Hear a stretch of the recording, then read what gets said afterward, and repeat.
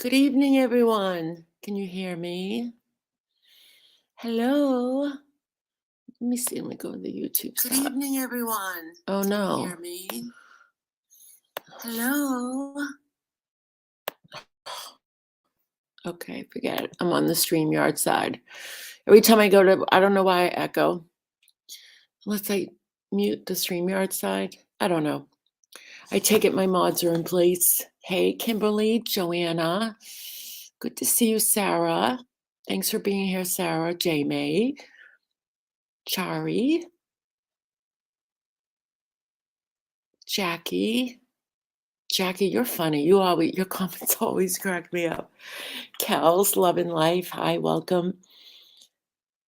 You spent $132 on dog stuff. Yeah, they're expensive.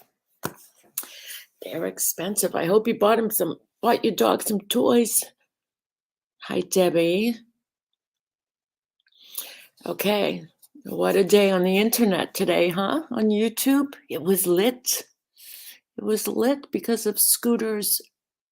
Now we know Scooter's joke. My first thought was it's not funny. Wasn't funny.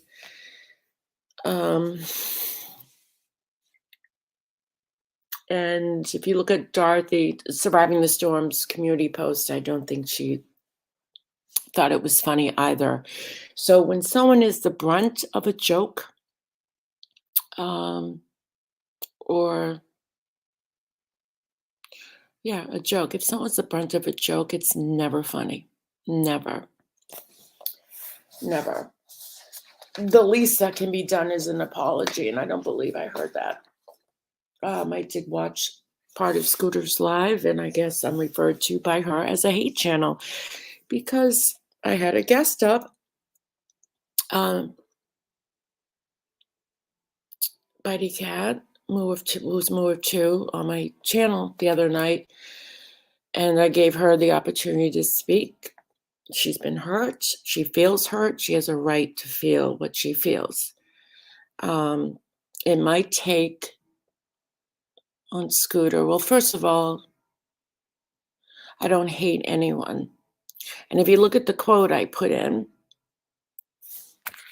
my ticker by Corella Scott King, Martin Luther King's wife, hate is too great a burden to bear. It injures the hater more than it injures the hated. And that's how I feel. I don't hate anybody because I refuse to put that burden on my shoulders. I do hate what some people do, but there's a big difference. You thought it was stupid, Bridget? Yeah. Now, if Dorothy was made aware of it, I'd be like, hey, that's fine, but she wasn't. And I don't think it was funny to laugh at the fact that it lit up the internet. And Bridget Merb knew. Apparently Merb was aware of this. And I guess her other guests were, because one of them seemed to play into it. But the post office calling. I would suggest if you're ever going to do a joke on somebody, make darn sure ahead of time, think about it.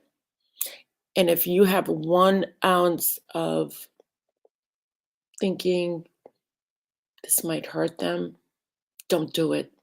Don't do it. Period. Don't do it. Because some people if they're offended, they look at it as hostility, not as fun. And you can't. If someone doesn't like your joke and you're the brunt of the joke, you can't tell them, well, it was just a joke. If they feel offended, they're offended, period. End of discussion. And when you're talking about your joke, as Scooter did, and she looked at comments and she was very respectful. of people who are asking. I don't think she was gonna bring it up until some people started asking about it, and some people asked about it and were deleted. Of course, Kevin was in there, and, he likes to delete. I will say in here, if anyone has a difference of opinion, you will not be deleted as long as you're respectful, okay? I understand that we can't all agree on everything, but you will not be deleted. So mods, just remember that if someone doesn't agree, as long as their comment is respectful and not vindictive, um, let them stay. Yeah, Jackie, you're right. She involved her granddaughter. Hmm. Hi, April F. Elvis, Teresa, Scott Black. What's up, Scott Black? What's up? Good to see you, Angela. It's like old times, right, Scott Black, Angela?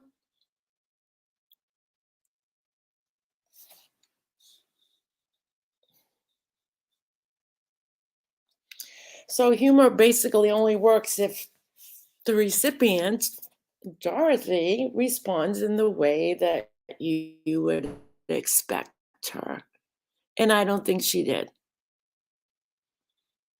Hi, Liz.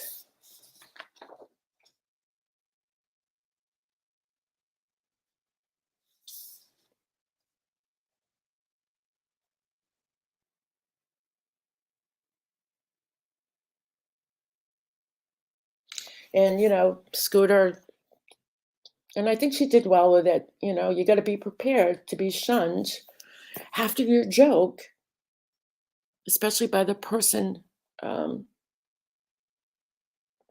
who the joke was told to, and expect other people, if they didn't think it was funny, that they they're going to shun you, and that's just life. So, but I think her laughing at it still, despite people expressing, hey, that wasn't really funny, but let's listen to it, okay? And anyone's welcome to take a link. It's pinned at the top. I also want to address the fact that I found that Craft Scooter referred to me as a hate channel. People have a right to express how they feel. Certainly, Merb does, and I will not call her mommy. Okay, she's not my mother. Um, and this thing of people call her mommy because she feels like a mother to them, or they want her to help them, or that's just that's just creepy. But I think Scooter's discussion was basically, again, tactical in the sense of, let's manipulate someone into not having a right to feel how they feel. And Scooter felt it shouldn't have been public. But then you've got to ask, okay, MRB does this all the time. So if you're going to stand for one belief with one person, like Move to, okay, then your belief should stand for everybody, including your best friend who you love so much, who does this, goes public, sweeps the streets of YouTube, remember? And that's okay. You don't have a problem with that. But I have a person on my channel who's been very hurt. You cannot take that away from her, just as I would not take away your hurt. I might not agree with it, but I have no right to silence you. Jay May calls her Merby now, the adolescent of Merb. So again, Scooter, if you're going to stand for one thing, you just, with one person, it doesn't fly that way. If your beliefs, if you feel, things like this, or is it just you're targeting one person and pretending that it's just her. You're saying it's just her who shouldn't be on a panel discussing how she feels, because you let Merb do it all the time. Now, if you were someone who would cut Merb off and say, hey, in public, because you did it in public on your live stream to Moore too, when she was on my stream the other night. So why don't you do it with MRB? And you also went into It's Randy's live stream today and continued on with your joke when you could see that there are many people that were upset, angry, confused. You could have put a stop to all of it, but you continued, consciously, willingly continued to prank because that's how you were born, or that's because you were a kid, you used to do it, and you had this story of when you were a child and you pranked this girl that would come up to visit every summer,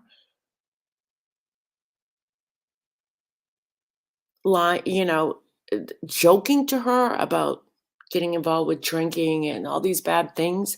It's not a joke. You were lying to her. You were lying to her. And then she contacted your parents and you got grounded. Good. I would have done the same thing to my children if they did that. Hey, Harry Nuts. Pizza Kitty. Pizza Kitty, I miss you. Yvette, hi. TC Morgs. Pizza Kitty, where have you been?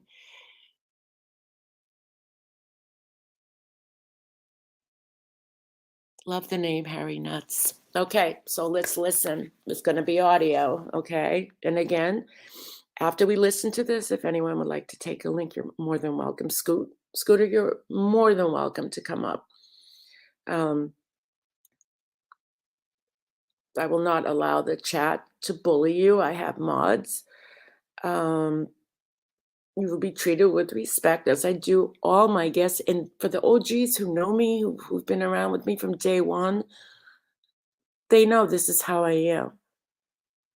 So the hate channel you're referring to, you got the wrong one. But nice try. It didn't work. And I'm comfortable with who I am, which I think you need. My personal opinion is I think you need to work on that, Scooter. There's just something, it's almost like you're carrying a burden, and I can see it on you. But again, if you truly love MRB and she's your best friend, then why do you allow her to sweep and throw people to the curb and under the bus and lie, collect IP addresses, send the FBI to someone's house, we all know. I mean, I'm not going to bore you with everything that she's done, but you allow her to do that. But someone comes on my panel and just expresses their hurt and things that you don't agree with, which is fine. And maybe you should have reached out to her in private. Because if you stand for it should be in private and should never, then you should have reached out to her in private. But no, you went public. So what's the difference? You did the same thing. You did the same thing. So you don't stand for anything. You don't. All right. So we're going to listen to this. It's not going to be the whole live. So let me shut my Bluetooth off. Okay.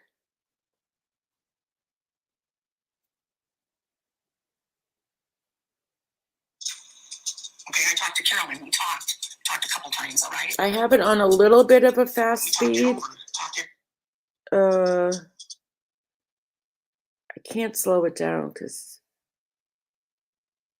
I'm not doing this from her channel. I forget how you do it now. Remember, I did it. Okay, I talked to Carolyn. We talked a couple times, all right? Let me know if you We can talked it hear this. over, Okay. talked it out.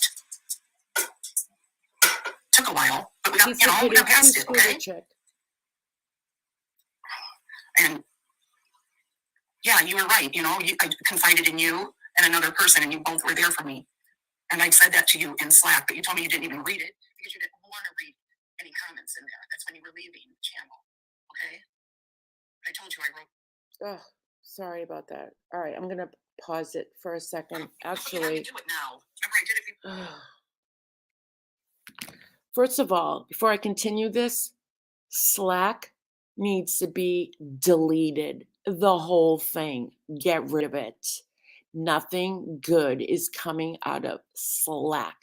Just like a lot of Discords, not all of them, but how many fights and disagreements are generated from a Discord? A lot. And the same thing with Slack. And Slack is really dirty because people who join Slack can't leave. They can't deactivate their account until the administrator deactivates them. So you're basically giving control to the administrator of your account. Okay? You might say, I'm out of here. I just don't want to be here anymore. Your comments are still in there. Your account is still in there. And until the administrator actually deactivates your account, you can't go anywhere. Your messages can be edited in Slack. Okay. So you might say, today the sun is shining. It's a beautiful day. You go back and the next day and it says, it's rainy and cloudy and we're expecting torrential downpours. And you're like, I didn't say that. No, because the administrator can go in and edit your messages. Yes, Pizza Kitty. Yeah. She's afraid of Bitey Cat and others will tell her more. Okay, let me,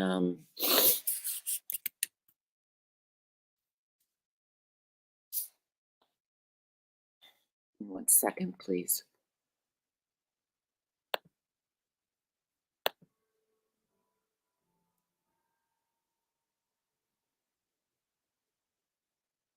Wow, look at this one from Scooter on February 24th.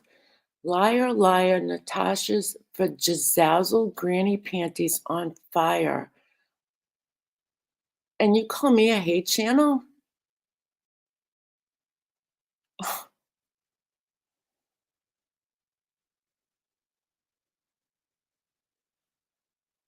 Oh, okay, it just happened to pop up when now I'm gonna get recommendations, but hold on. Okay.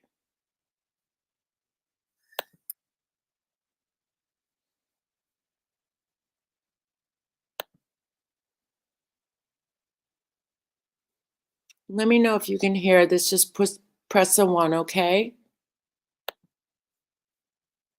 Come on, come on, come on, come on.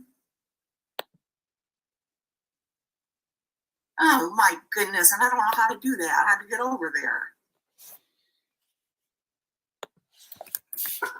Could somebody tell them, Bridget?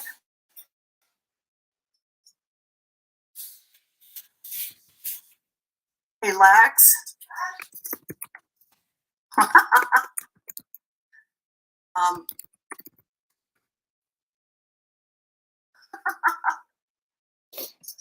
I need to get this other. I forget how you do it now. Remember, I did it.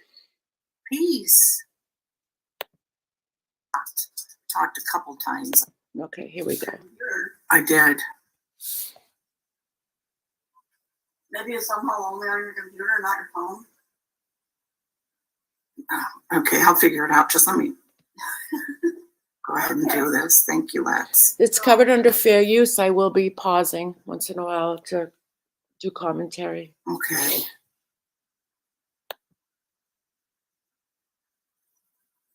All my sleeping cats. Fill me. All right. Moo. Thanks, Joanne. We used to always say my moo. Okay. My moo. Hey, Danielle. And Thanks, Angela. now you're Bitey Cat. And you had on your page yesterday, your post, you have Scooter. You released our text messages for nothing. Well, and you were laughing about it. You don't move. I never released our text messages, okay? I never did. Just so you know. Okay, I talked to Carolyn. We talked a couple times, all right? We talked it over, talked it out. Took a while, but we got past it, okay? And yeah, you were right. I confided in you and another person, and you both were there for me. And I said that to you in Slack, but you told me you didn't even read it because you didn't want to read any comments in there. That's when you were leaving the channel. Okay? I wouldn't touch Slack with a 10-foot pole. Wouldn't go in there. Don't trust it. From what I've heard and seen, what goes on in MRB Slack, you leave the digital fingerprints in there. It's like a crime scene in there. Crime scene. And that's her choice. She doesn't have to go to Slack. I told you I wrote one in there and I explained exactly how I felt about you. And I said what happened. I didn't go into all the details, but I explained what happened. And then I will always love you and appreciate you for being there for me. What I don't understand with Slack, if you have something to say to a person, can you say it to them in private in Slack, or does everybody see your comment? You know what I mean? It's like texting a person, where not a group text, but you just communicate to that person only. I don't even know if Discord has that capability because I've never joined a Discord. I never will because too many bad things came out of Discords from what I've seen. I don't know if Joanna, that's awesome. You ordered glycerin soap from eBay. Let me know how you enjoy it. You're going to feel such a difference to your skin.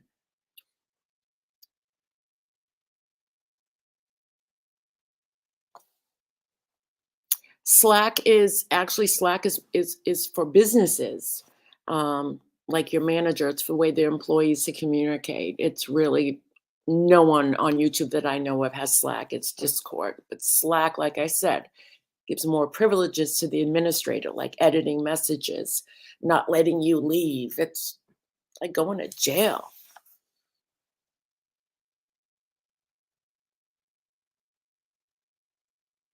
Thanks, Nana Patty. You can send a private message. So I'm wondering if Scooter did this in private. That I don't know. For me, you and that other person. The other person has never mentioned it. Not on any lives or anything like that. And she won't. I'm sure she won't. I trusted her as much as I trusted you. Okay? And one of our last messages, you said you would never go to any hate channel. Here we go. And I believed you. I didn't even, that was so far out of the realm of possibilities, Moo. Scooter, she didn't go to a hate channel. She went to my channel. Okay, so let's get that straight. Obviously, you don't follow me enough, but if that's your narrative you chose tonight, I mean, of course you're going to say that. It's not surprising. That I didn't think I even had. I don't know that I even answered because that was just out of the realm of. You just didn't like that she went on anyone's channel. And she happened to choose mine because she felt safe. And my channel is a safe channel. You might not like what I put out as far as videos or my sunsets. Don't care, but it's not hate. So you may want to reevaluate what your definition of hate truly means. Again, hating a person is not a burden I will ever choose to bear. Possibilities. I never in a million years thought that you would. Wow. Hey, Muppets and And I Manilow. told Thank you you for what coming. happened in confidence. Yes, Veggie Girl, I agree. Yeah. And a lot of this you put in here, you have you have the gist of it, I guess, right?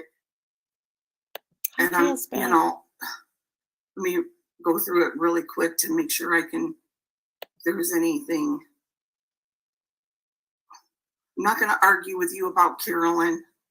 I'm not. Hold up. I don't want to argue with you about Carolyn. You haven't even talked to move to, but you're assuming already it's an argument. So that to me is a little bit of manipulation. Okay. You're setting Moo up as a person who is going to argue with you. She's simply discussing her experience. I hate when people do that. I'm not going to argue with you because when they don't like what you have to say, you have a difference of opinion. A lot of people will say that. I'm not going to argue with you. You could have the softest voice and you could be like, I know we don't get along and I'd like to really, I don't agree, and the other person's like, I'm not going to argue with you. And you're like, huh? You see what I mean? You know what I mean? An argument to me is like, oh, all right, let's go. You feel how you feel, we That's all right. know how you feel now, okay? You've been letting us know.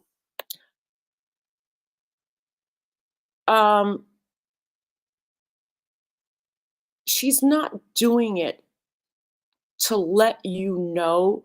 When people talk about their experience and the pain they've been through from being hurt by another person, it's more that it's a release for them. It's a place where they gather support and understanding from other people who have been through similar experiences. I don't think her intent was to go on a live stream to make sure that everything she said that you had to hear. All over. All right? And you weren't being stopped. None of you, I don't know this. No, I'm not going to even go there. I'm just going by what you said in here about me, my personal situation. You said it's not to humiliate me, but it's to unmask Carolyn. And that's okay. She has that right. Yeah, I was crushed, Moo. But she's got that right. Again, we go back to MRB. And for anyone wondering where MRB came from, it's if you put MRB, the acronym for Mommy Ramblings blog, and you sound it out, MRB. So it would be like MERB, MRB. Because when I first saw it, I'm like, what does the E stand for? But that's just in case if anyone has one of those questions they were always wanting to know, but we're too afraid to ask. I lost my train of thought. Oh, let me go back a little bit so I can. I'm not going to argue with you about Carolyn. I'm not. You feel how you feel, we all know how you feel now, okay?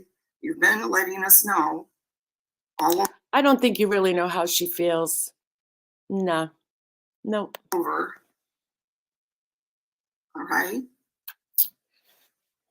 And you weren't being stopped. None of you, I don't know this. No, I'm not going to even go there. I'm just going by what you said in here about me, my Good catch. personal Good catch, Scooter. Really. situation.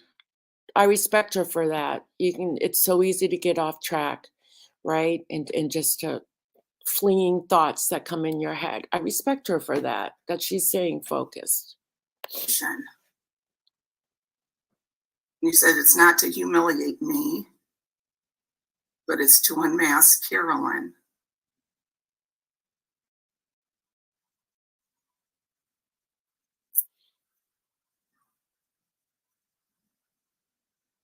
Yeah, I wonder if Scooter realizes that Moore too is one of many, many people who left MRB.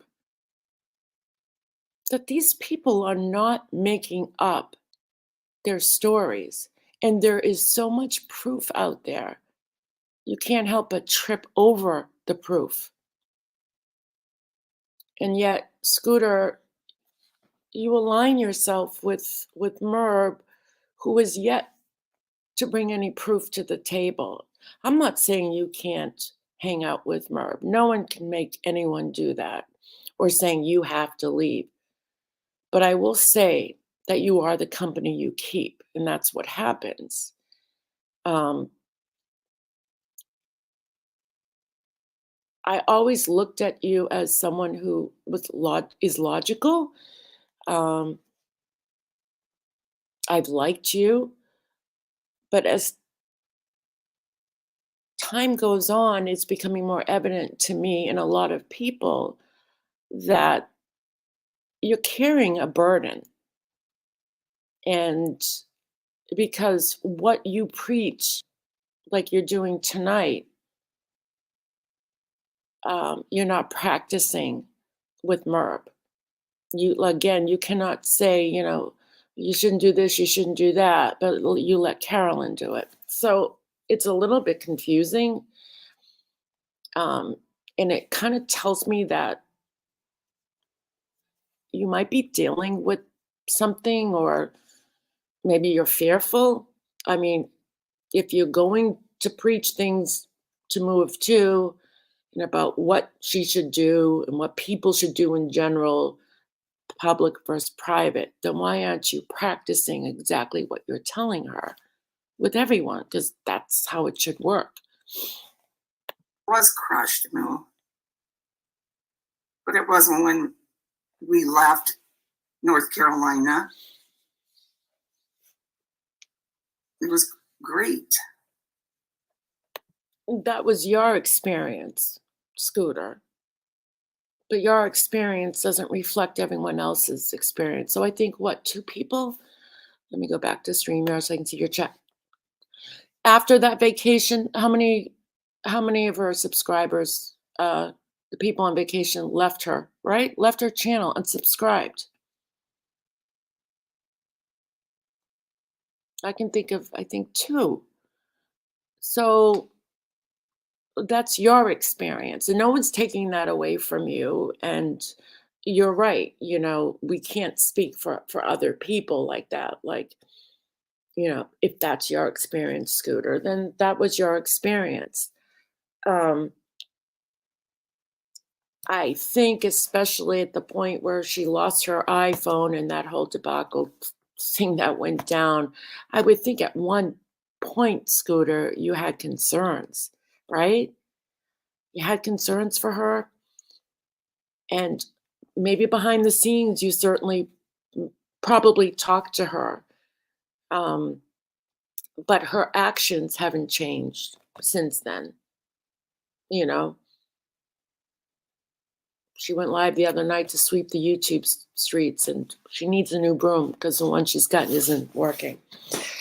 And I had secondhand embarrassment for her. I really did, because she had no proof, and it was on the anniversary of the deaths of Shanann and her babies, and I just couldn't figure out, why, why now, and where's the proof? It was just a mess.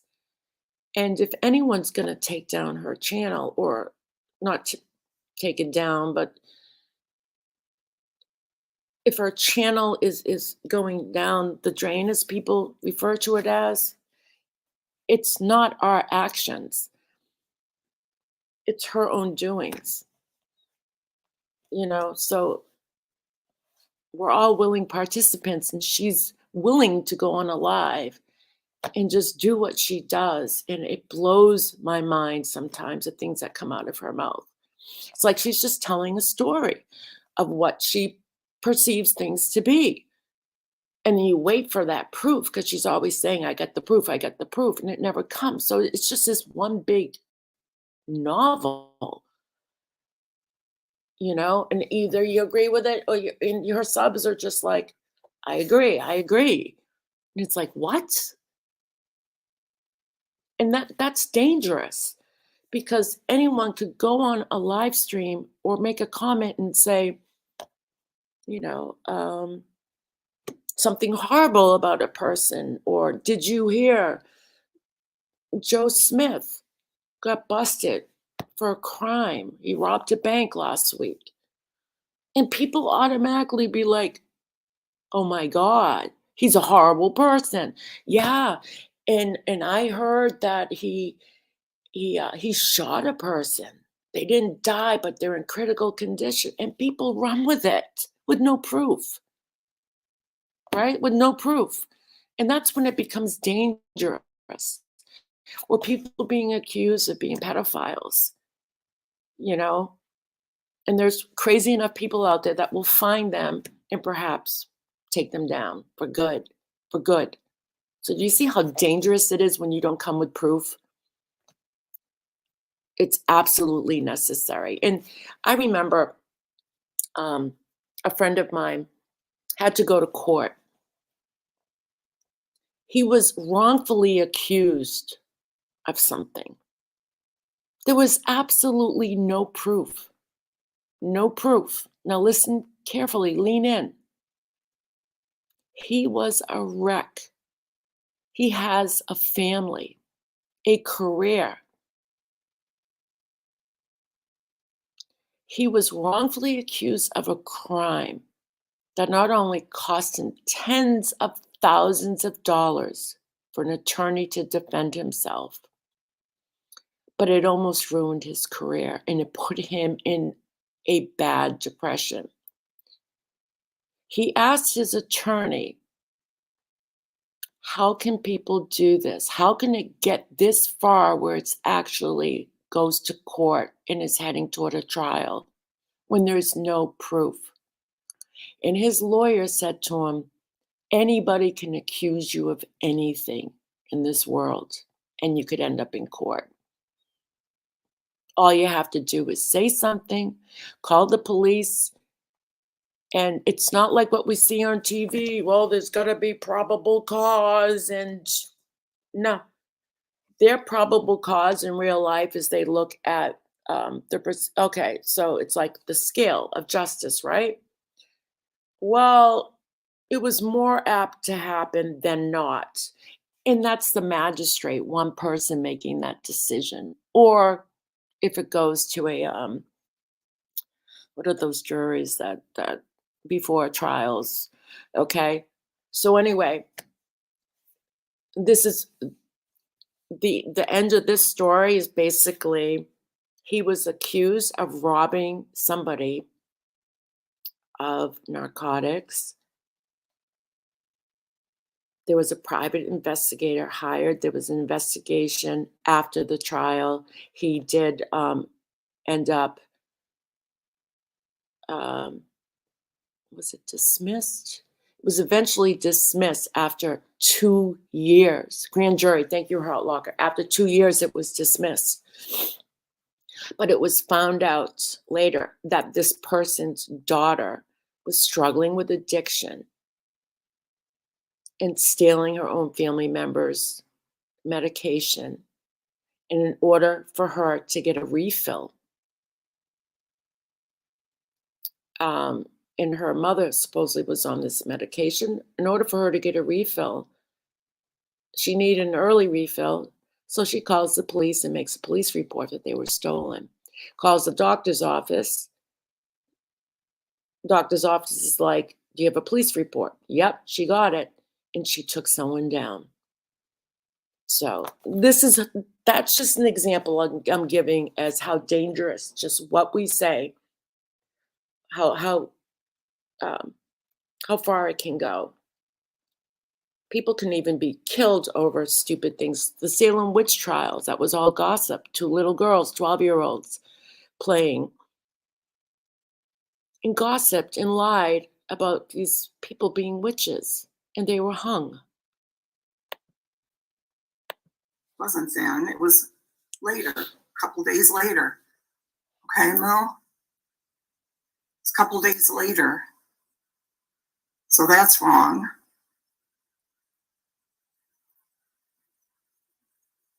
And you don't want to say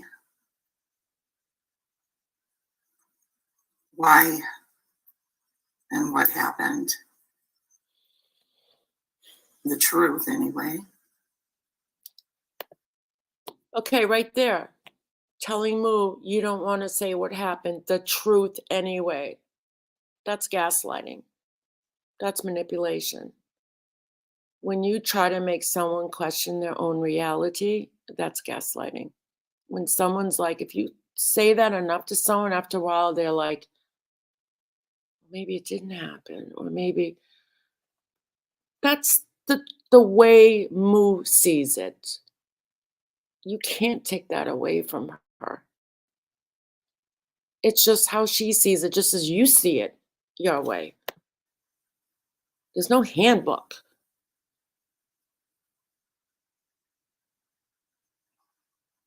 And I know she's hurt, but Moo is hurt as well. It's not that you don't want to say it, you don't want to bring anybody else's name into it, is what it is. And I loved having you were there, okay?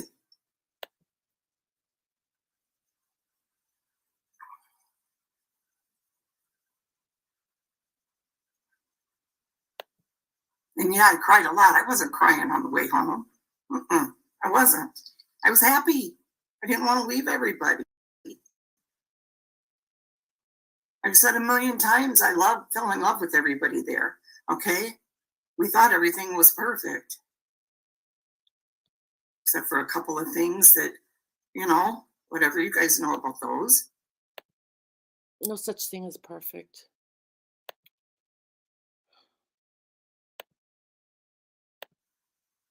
That's really neither here nor there. It's how why did you have to make sure to say this? What do you mean it's neither here nor there? It was there for Moo. Her experience was her experience. And yes, people probably shouldn't talk how other people's experience was. Okay, I do agree with that. But that was her experience. So to say it's neither here or there, that was kind of not nice. That's taking away what somebody is feeling.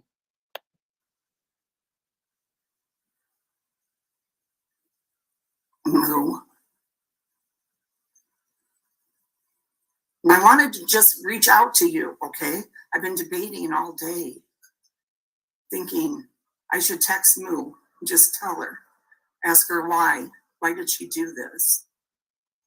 Why'd she have to spread it around, make sure people knew? That's my personal.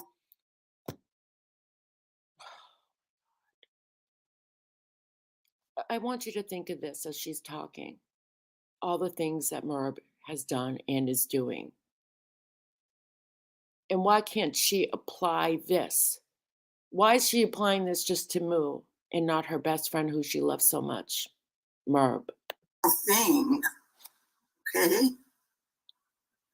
Whether you want to humiliate me or not. But you'll let MRB humiliate people, right? Kind of did. As long as you're not at the receiving end of it with MRB, she can do whatever she wants, right?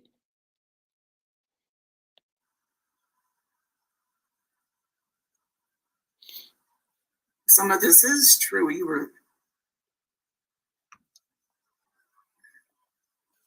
Oh, Mommy Ramblings is commenting about Moo because she wants to hurt people.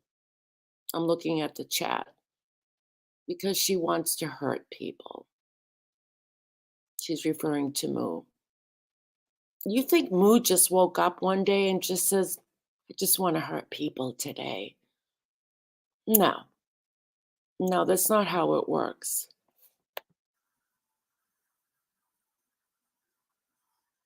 And Kevin Leonard, the dirty deleter mod, my words, shame on you, Moo, for hurting Scooter.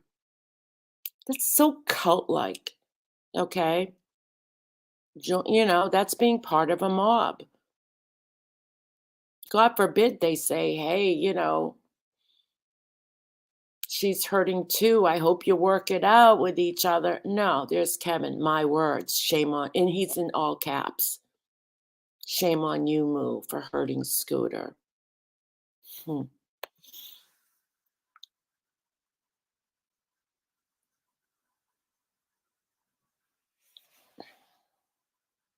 Mommy Rambling's comment.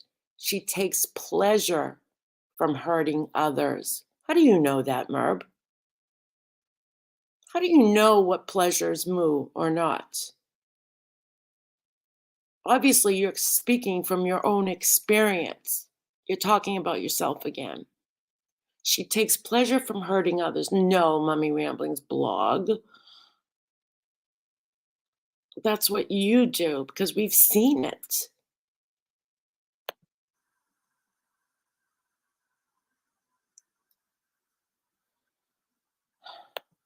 I just wish you wouldn't have done this. Oh, Yeah, we wish Merb didn't do a lot of things.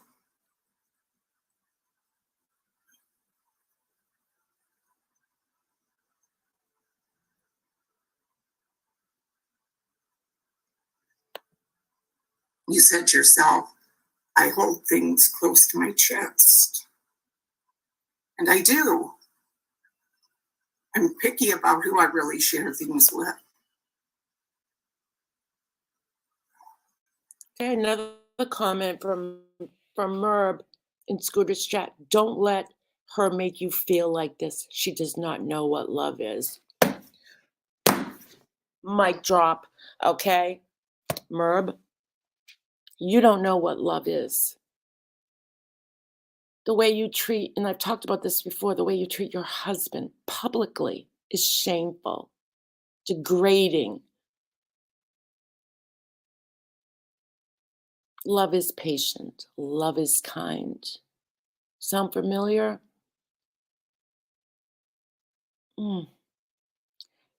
Merb writes also, she does not know what being a true friend is. What's a true friend, Merb? Someone that you can control, right? That's the bottom line. Because that's what a narcissist does. She does not know what being a true friend is. So Merb, that friendship you did have with her all that time, you felt that way the whole time? You're saying Moo does not know what being a true friend is. Then why didn't you call her out when she was your subscriber and supported you? Now you say this? Don't you hate that when people do that? She does not know what being a true friend is. But you let her be your friend all the time before. Didn't have a problem with it until she left because you lost control of her. You could no longer control her.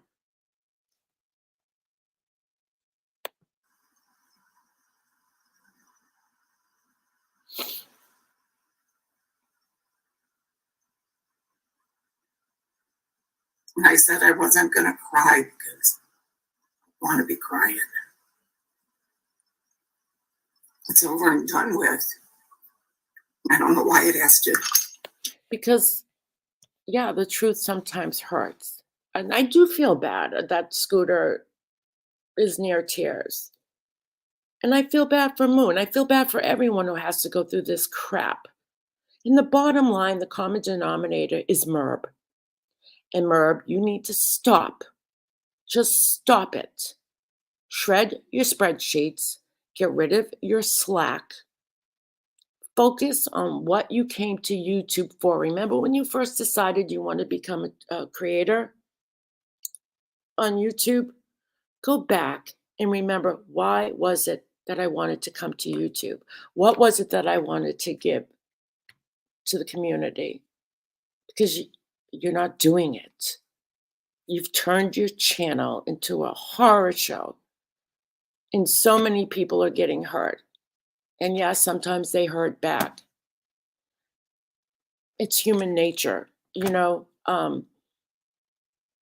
but it's always the common denominator is MRB. And I often wonder if, and I'm not suggesting cancel culture. No, I don't want anyone to do that. But I often wonder if she never was in YouTube, where would we all be as a community? Would our landings be a little bit more softer? Be brought up in public.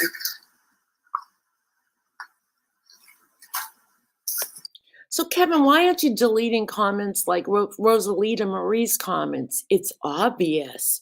Moo is a hurtful, spiteful woman, and she just wants others to hurt. Very obvious. And all that time before Moo left, you were all friends and you're thinking like this? I'm glad she left. And I'm going to share something with you after this. Nobody was humiliating you, Moo.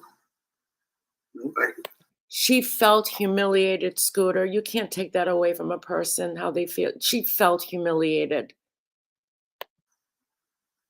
Nobody was talking about you. I don't believe it. MRB talks about We've all everyone. tried to be quiet here about it. Thanks, Kevin. Not quiet enough.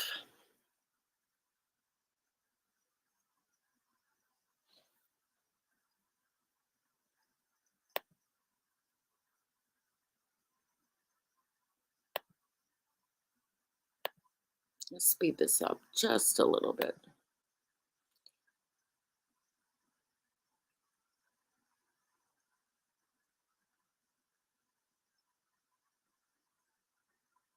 But because you thought I gave text to Carolyn.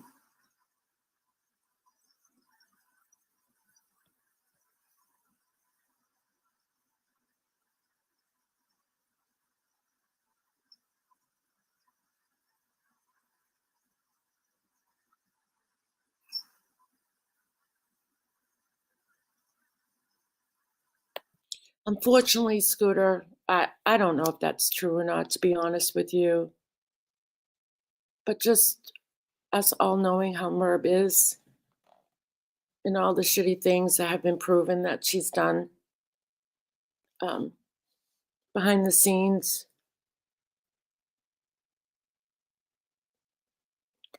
I wouldn't put it past her to have people send her texts. I'm not saying you did or you didn't. I honestly don't know that. But it's hard to look at MRB as somebody that would be like, oh, no, don't send me any private texts. I don't want to know what they think of me. Or no. I have just a hard time believing that she wouldn't even ask. Whether you sent them or not, I don't know. I mean, we'd probably have to see a call log. But, that's kind of taking it too far, I guess. Maybe down the road, somebody will expose those. I don't know. I wouldn't do that, Moo. Moo, I wouldn't. And I wouldn't read them on here.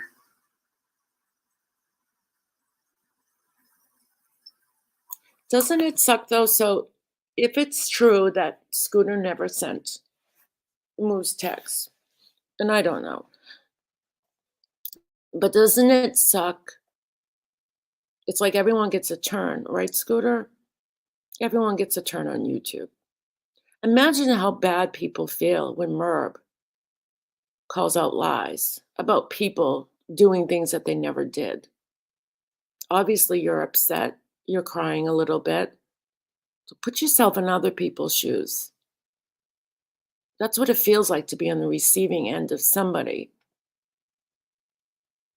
who elaborates or makes up things or says things that aren't true, because people run with A lot of people run with what somebody will say. I tend to always want to gather my facts and prove most of the time. I'm not perfect, but most of the time. But imagine how you're feeling. It's exactly what other people have felt that your friend has done.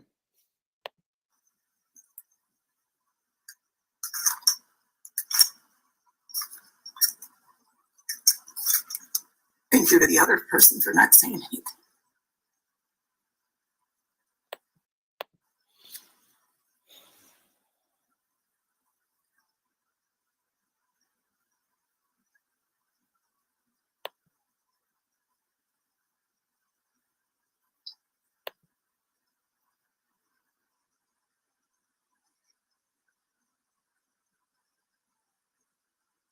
I don't care if you say I'm one of them, whatever. Doesn't matter. I'm not.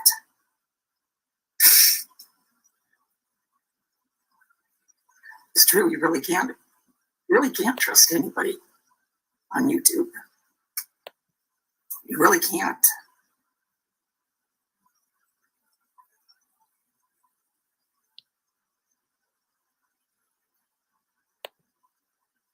I'm My advice for that, because that is true. There's a lot of, not everybody, but there are people that you find out can't be trusted. My advice to anyone is don't share anything with anybody um, unless you want it out there in public. Bottom line. Bottom line. Because you don't know when friendships break up, and they often do, what people will do with your personal information, including your texts. So I always say, whenever I text somebody, and be very careful who you give your number out to. Um, I always have the 6-month rule. And not since I came into YouTube. I implemented that a year ago. I try to get to know someone for at least 6 months before I ever consider giving them my phone number, um, because you just really can't know within a day, a week, 3 months, that you really know a person. So, 6 months is always a good mark for me, because if something's gonna change, it's usually within that 6 months, if there's a change in the friendship. strong, Kevin. I just want her to know. Hi, Alexis. So thanks to the other person. I'm not going to say your name, but thank you. You're keeping my confidence. Scooter's welcome to take a link. Okay.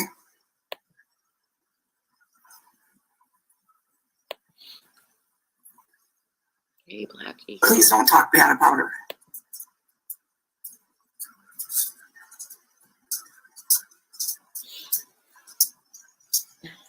I do try to do that. I try not to talk bad about people. Keep it here and in here. You know, doesn't do any good to attack them.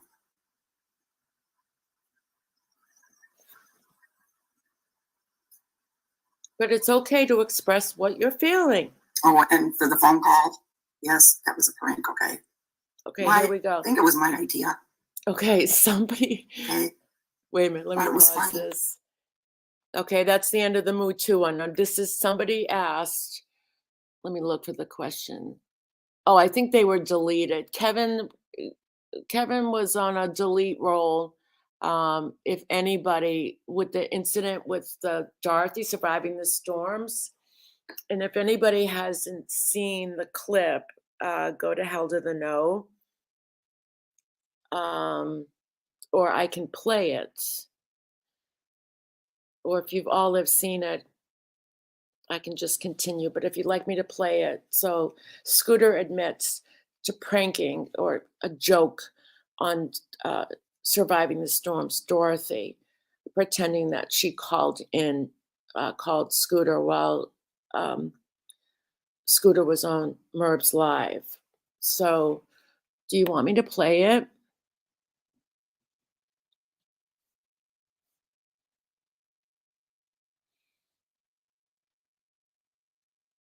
Probably Kevin, because she often calls out for you to delete people. But why blame you? Because I can.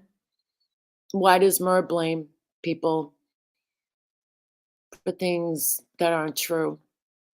You might want to ask her that. But thanks for coming in. You can take a link if you'd like. It's pinned to the top. That prank was so childish. So do you want me to show you the yes? Okay. All right, let me go to Hell to the No.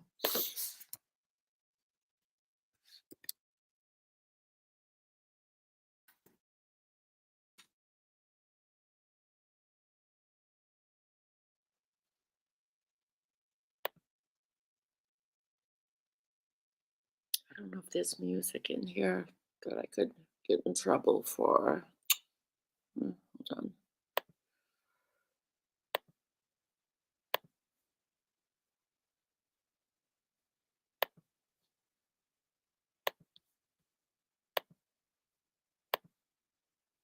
Let this soft mineral melt in your mouth to rebuild your gums and teeth, and never need a dentist again.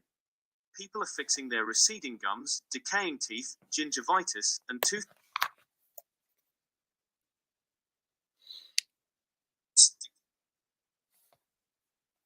Mean Girls first. God, Karen, you are so stupid. Pictures on Instagram. I can share it on Instagram. She sends me Oh, pictures. just a second. Oh, what is it? Yeah. Dorothy on the phone. Oh, Dorothy? Yeah. Post office is calling. I'll be right back. Caroline? Yeah. I got mute. All right. All right.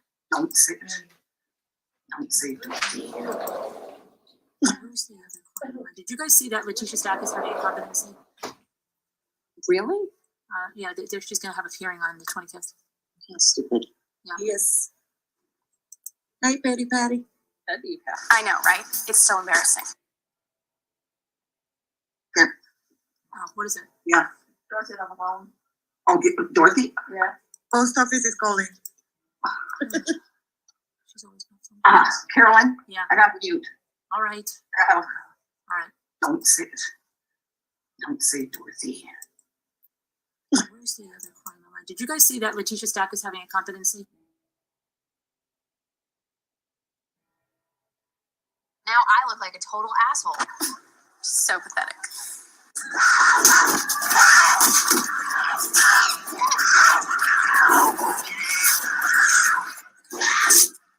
Sweatpants are all that fits me right now. I'll tell you why, because you are a mean girl. You're a bitch.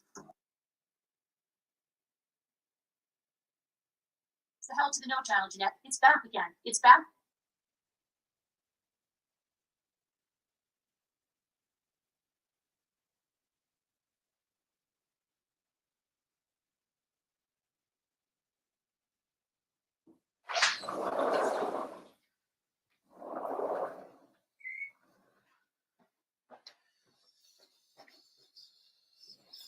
All right.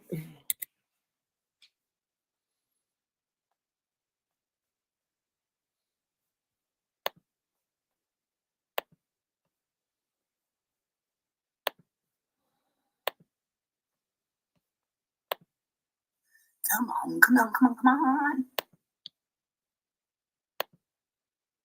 Person who prepared professional dishes as if it were the easiest thing in the world. Hold on, I gotta go back to where I left off. Thanks, Bridget.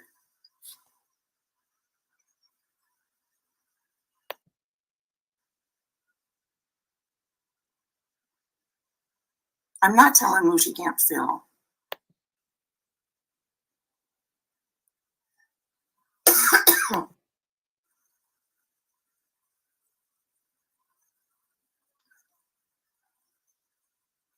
Oh, where is it? And, so I just thought it was funny. So I was talking to Carolyn and I said, would you mind if I act like Dorothy's calling? Just for the heck of it. She didn't call me. She did it. She did not. She didn't, Jay. I'm sorry, Jay McCarthy. No, she didn't. I promise she did not. It's been months and months. I think we spoke on the phone twice in our lives, probably. So I just was being silly. And boy, did it get out quick, didn't it? Did you, Karen? Oh, you're welcome, Jay.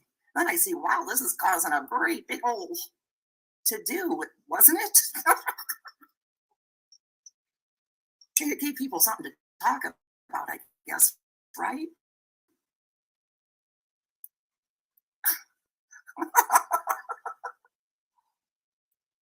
Well, I didn't mean it to, Jay. It was epic, I think. I know, Karen. It did blow the internet up. Who would have thought, right?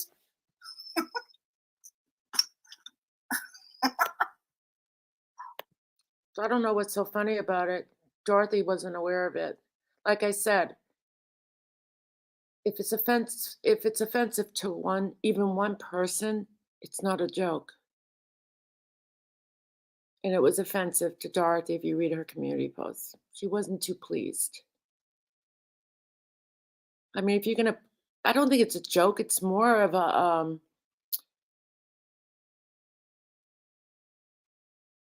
it's more than a joke. It's like like a bad SNL skit.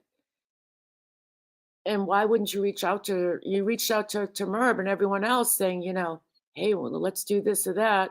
Why didn't you reach out to Dorothy since she was the brunt of your joke? Oh, yes. That was Alicia Biso. We have a little private thing between her and I about me going to the post office to Kevin, send some. can I ask you something? Do you agree that when someone does a joke and it's offensive to the person who's the brunt of it, that it isn't funny? I would just like your opinion on that.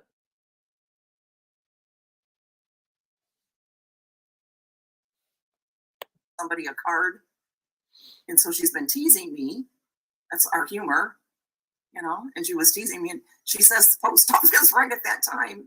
So it was like the perfect storm. That's like a code now or something. I think it's great. Nobody needs to be hurt over it. But she was.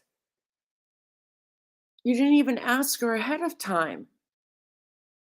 You just assumed that Dorothy would be all for it. And because you think it's great doesn't mean other people think it's great, especially Dorothy. You think she's, well, Bye, Pizza Kitty. She's Thank you mad. I so mean, much for coming in. she's been mad at me. She hasn't liked me for a while now, so. So she hasn't liked you. So why would you do that? So it was done to be vindictive? I could see if you guys were friends. But you just said she doesn't like you. So it's like adding salt to a wound. It's fine. I mean,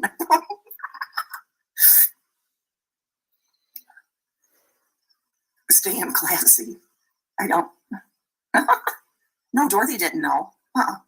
Dorothy did not know. And she will get over it. It's a hard, can't help it. It's just funny, right? People quit taking everything so serious. Lighten up.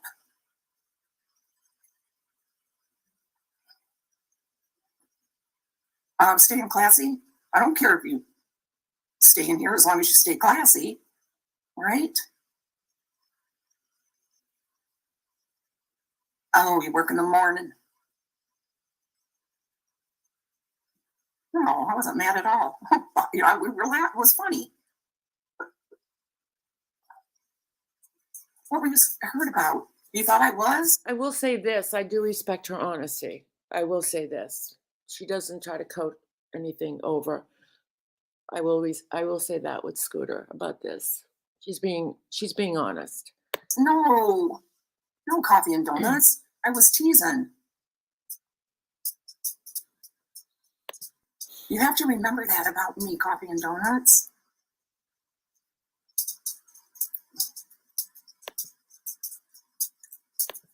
No, I didn't, Jay. I was kind of having fun in there. See, and that's what I say. If this was around when I was a teen, I would be the biggest troll in the world because I was terrible when I was a teen with making stuff up. I was. It was still terrible, and you're an adult. So the Lord knew when he should have me born because he knew if I was born in this era, and who knows where I'd be now. Because I always thought everything was funny or wanted to shock people, when I was young. I wrote to a friend when I was like 15 or 16, and she was from Tennessee, and she would come up and visit every summer to the neighbors. And after she left, I wrote her a long letter, and I was saying all these crazy things, acting like, I was doing all this, that, and the other. Smoking, drinking, hanging out with the wrong kids, the boys, and all that, Well, anyway, she got me, and she wrote my parents. And I ended up getting grounded. I mean, they're like, why would you even say that? And you didn't learn from that? Your parents did the right thing, but you should have learned from it.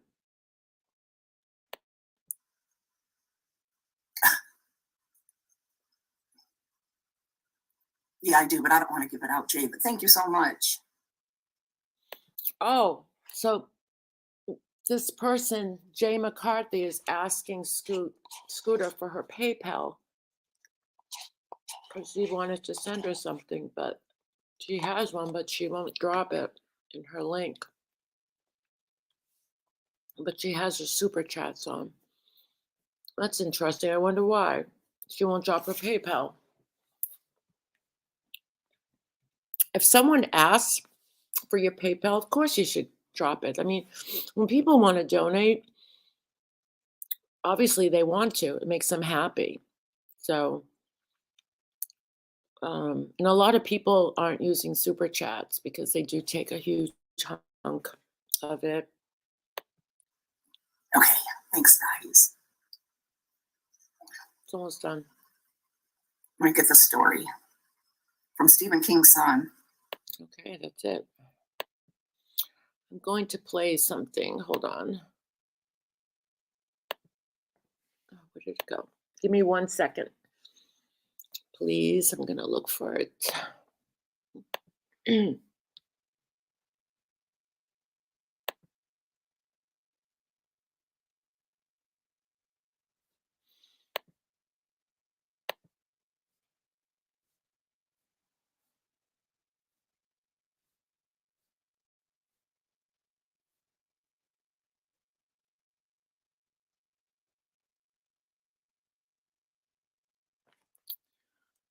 It's a motivational.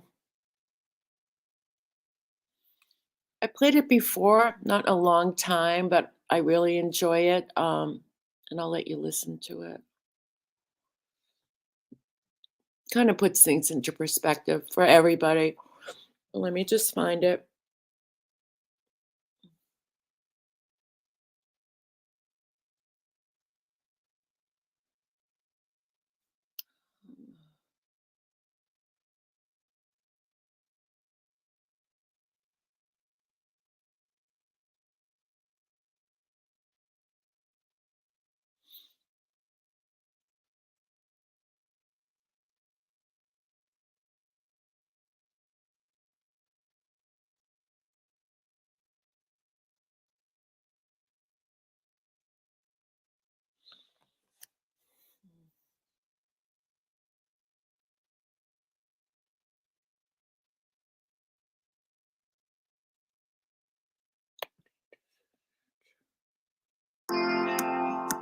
You might be asking yourself, can you actually create high quality live streams? Okay, I found it. Let me just look at chat. Black Eagle, how are you? Welcome everyone, Summer Blues. After I play this, anyone is welcome to take a link. Thanks, Kevin. Thanks for coming in. Hey, Dee Dee.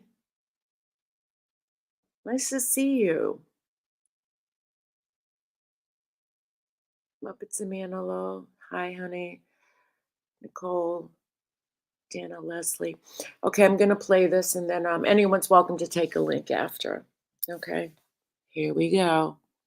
And Scooter, you know what I have to say for a footnote. You know, if you look at the whole entity of everything that's going on, it is sad. It is sad, but we have to remember that we're all willing participants, okay? And whatever we create, good or bad, is a reflection of who we are, and it does affect our channels. I believe so. Um, I've said it before. I haven't heard anyone who wants to take MRB's channel down. But to blame other people for your channel not doing well, YouTube is very difficult. You gotta keep at it and keep at it and look at your analytics and see where you need to improve your engagement. You know, it's constructive criticism in the analytics, and it's scary to look at first because who likes to be criticized when you see the graph going down in red, you know, like you're going down the drain. It's a reflection. It's our doing as creators. We can't blame other people because we are willing participants. So either we choose to engage in this bullshit or we don't. You know, so MRB is certainly a willing participant in a lot of things. And because of her actions, people have left. So the best she can do is just stop a lot of things that she's been doing with these threats of IP addresses and suing people. And I mean, if you're going to sue someone, just do it already. Do it. Because it's becoming the little boy who cried wolf. If you really stand for something and you're going to tell people, I'm suing you, what is taking you so long? You know, so the whole thing sucks. The whole thing sucks. I just wish it would all stop. I really do. And I get frustrated too. I'm not perfect, and I don't like feeling the way I feel sometimes, and I'm sure other people don't either. But people do have a right to express how they feel. And you can't take that. That's one thing you can't take away from anyone. But I'm going to play this, okay? It's really good. It's really good. This I uploaded September of 2019. I titled it Find Your Self-Love Through You and Not Others. And it's a motivational speech. So enjoy. Thanks, mods, for your work too. You guys are awesome. How much do you love yourself? This I uploaded. Because if you understand the value of self-love, you'll never be friends with those type of people. Most of the people out here are running around empty. They have no sense of self, no sense of self-love. When I say self-love, it has nothing to do with celebrity, money, materialistic things, and all of the things that your negative mind could probably go to. It has nothing to do with self-love. It has nothing to do with looks, nothing to do with cars and any of the superficial things that one would assume that could make you love yourself even more. It's a matter of knowing your value. It's a matter of you saying, I don't have to be around these people in these type of environments and situations in order for me to finally see the value in myself. I love me independent of you loving me. I believe in me. I know my self-worth. I know clearly that I'm a child of God, and God has a purpose over my life, and if he didn't, I wouldn't be here anymore. I am here, and I have a purpose. There is no value in having wisdom, knowledge, insight, spirituality, love. Every day, I am a work in progress. Self-love is the cure to self-hate. I don't like you, I don't trust you, and I know you talking shit about me from behind my back. Why would anybody who truly loves themselves hang out with or mess with those type of people? Now, here are the worst type of people in the world to me. The people who literally hate your guts and dislike you, and you don't have a clue that they feel this way about you, because they're able to cover up all of their malicious energy and intentions towards you without giving you no trace that they don't fuck with you. And then when you finally find out, you're like, oh shit, you've been saying this and doing this and you feel this way about me? I had no clue. But when people show you who they are and you see it to the point where you're able to talk about it, can you believe what she said about me? Can you believe that? And you're able to talk about it. Then you get an invite from this same person that you was just sitting over dinner crying about the following week, and you show up. You don't love yourself for you to be hanging out with these type of people. Nobody who loves themselves would ever entertain the idea of ever fucking with these people. I love myself. I've worked too hard for all of these years to hang out with somebody that's talking about flipping 5,000 and turning it to 15,000. So guess what, homie? Go get your money. Go do whatever you got to do to double and triple your paper. I'm out of here. Because I don't want to be on the receiving end of whatever those consequences are that may come from you doing whatever it is that you're doing. And y'all know plenty of those type of people. They doing all of the negative, crazy, and dysfunctional shit every single day. All of the women, they jealous and envious of you. They talk all of this shit about every girl and everything they're doing, who they date, who they sleeping with. You don't think they talking about you? Are you that special to where all of your homegirls talk shit about everybody and you don't think they talking about you? So when people show you who they are, you got to believe it. And you have to make the adjustments according to all of these things that are revealed to you. And your family is mean, evil, spiteful, condescending, and messed up. But you're so desperate for the validation. That's my family, you know what I'm saying? You know, I know they be mean, talking about me and my wife and my kids, and they all mean and fucked up, but you know that's family, right? That's family? That's family. Oh, so they're allowed to tear you down because it's family. Doing cuts me even deeper because we actually have the same blood in our bloodstream. I would much rather a random person in the street talk shit about me and tear me down than my own family. I love me. I see the value in me. And I have to be careful of who and what I give emotional access to me.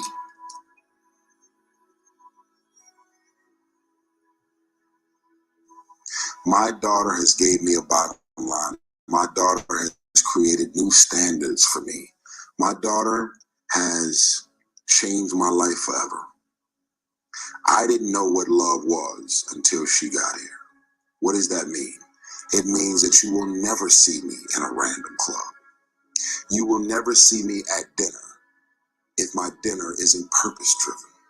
You will never see me hanging out or doing anything with anybody. I don't care who you are, how much money you're worth. I have visions, I have ideas, and I have goals. Now, I believe in connecting with people on a human level, but I am very mission and goal-oriented. That's who I am. And you can't get to the next level with all of the devils that you have in your life. You got so many negative, mean, evil, malicious, and dysfunctional people in your life and around your circles. This is the reason why you can't clear out the clutter and get to the next level. Self-love is the cure to self-hate. I'll say it again. Self-love is the cure to self-hate.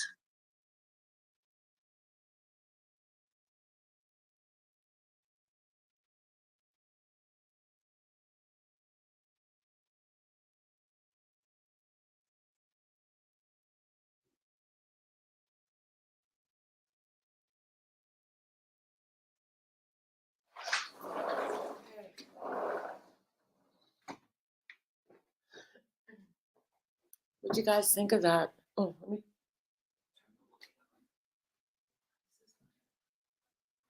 isn't that good? We all can do better, right? We all can do better. Wasn't that good though? Yeah, I think it is, Les Brown.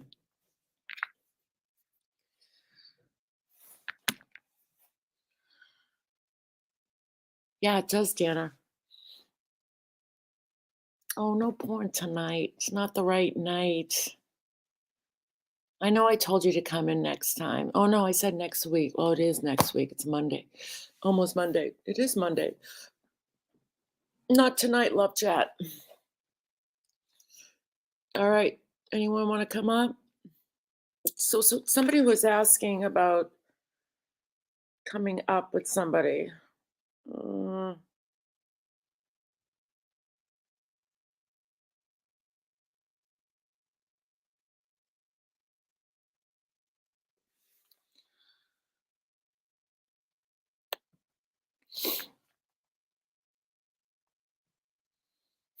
Muppets of Man Hello. Nicole, I'm confused. You said you were surprised to see some of us here, but you're asking what the channel is about now.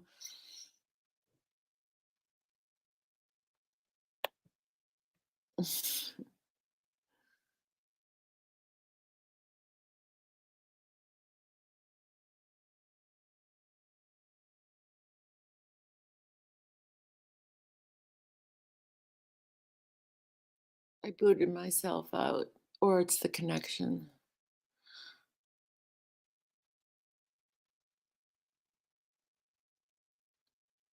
No, this is not a craft channel. Well, we can. I can get my shells.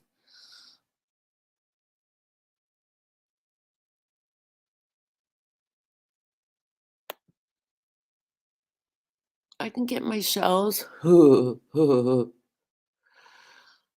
It's okay, Nicole. It's okay.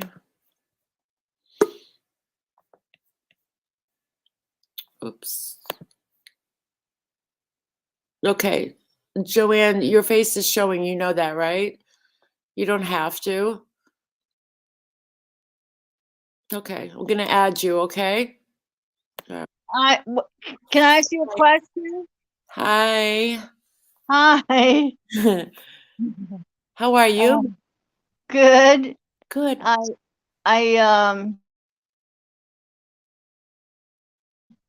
like know of you. I didn't know about your channel or watch any of your stuff, and then all of a sudden showing, you know that, right? You don't have to. the I don't know, you came up in my recommended or whatever, and you were doing a parody of Molly Golightly, and I was kind of familiar with her like a few years ago. She was a life coach, and then there was some interaction between her and the family when everybody was covering the Chris Watts thing, and then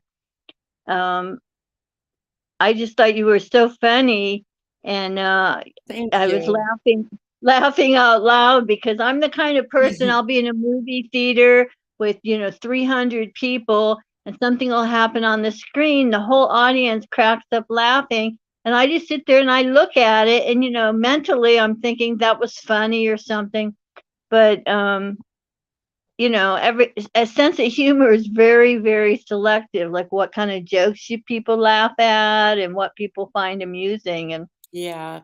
I was, when I saw The Exorcist, right. it was a packed, movie theater, and when her head spun around, Yeah. I laughed. I was the Oh, only one, of okay. course, who laughed in the theater. My boyfriend was like, "What are you doing?" And I'm like, "This is really funny to me." Like, but yeah. Yeah. Yeah, that was in the 1970s, The Wow. Exorcist. Yeah, so, yeah, what we think is humor to some may not be funny to someone else, but again, I think if someone's gonna be the brunt of a joke, and they are offended by it, at least apologize or, but Well, I was somehow or another I found on YouTube, I was watching a channel. Are we allowed to say just like the initials or something? I don't know how you like people to talk about things. I was watching a Uh, channel. It was yeah, a you can name the channel, sure. okay. So I was watching Armchair Detective, Mhm. and that was how I learned how to go into a live chat. And there were comments being made in the live chat, and like there'd be, you know, the avatar, the username, and they were asking, "Do you like mommy?" question mark.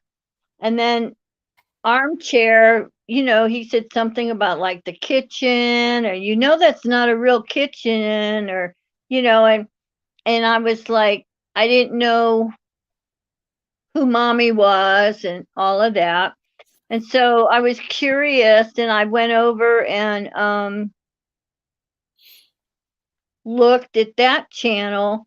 And at that point, like the first one I watched, Carolyn had watched True Crime, a court case.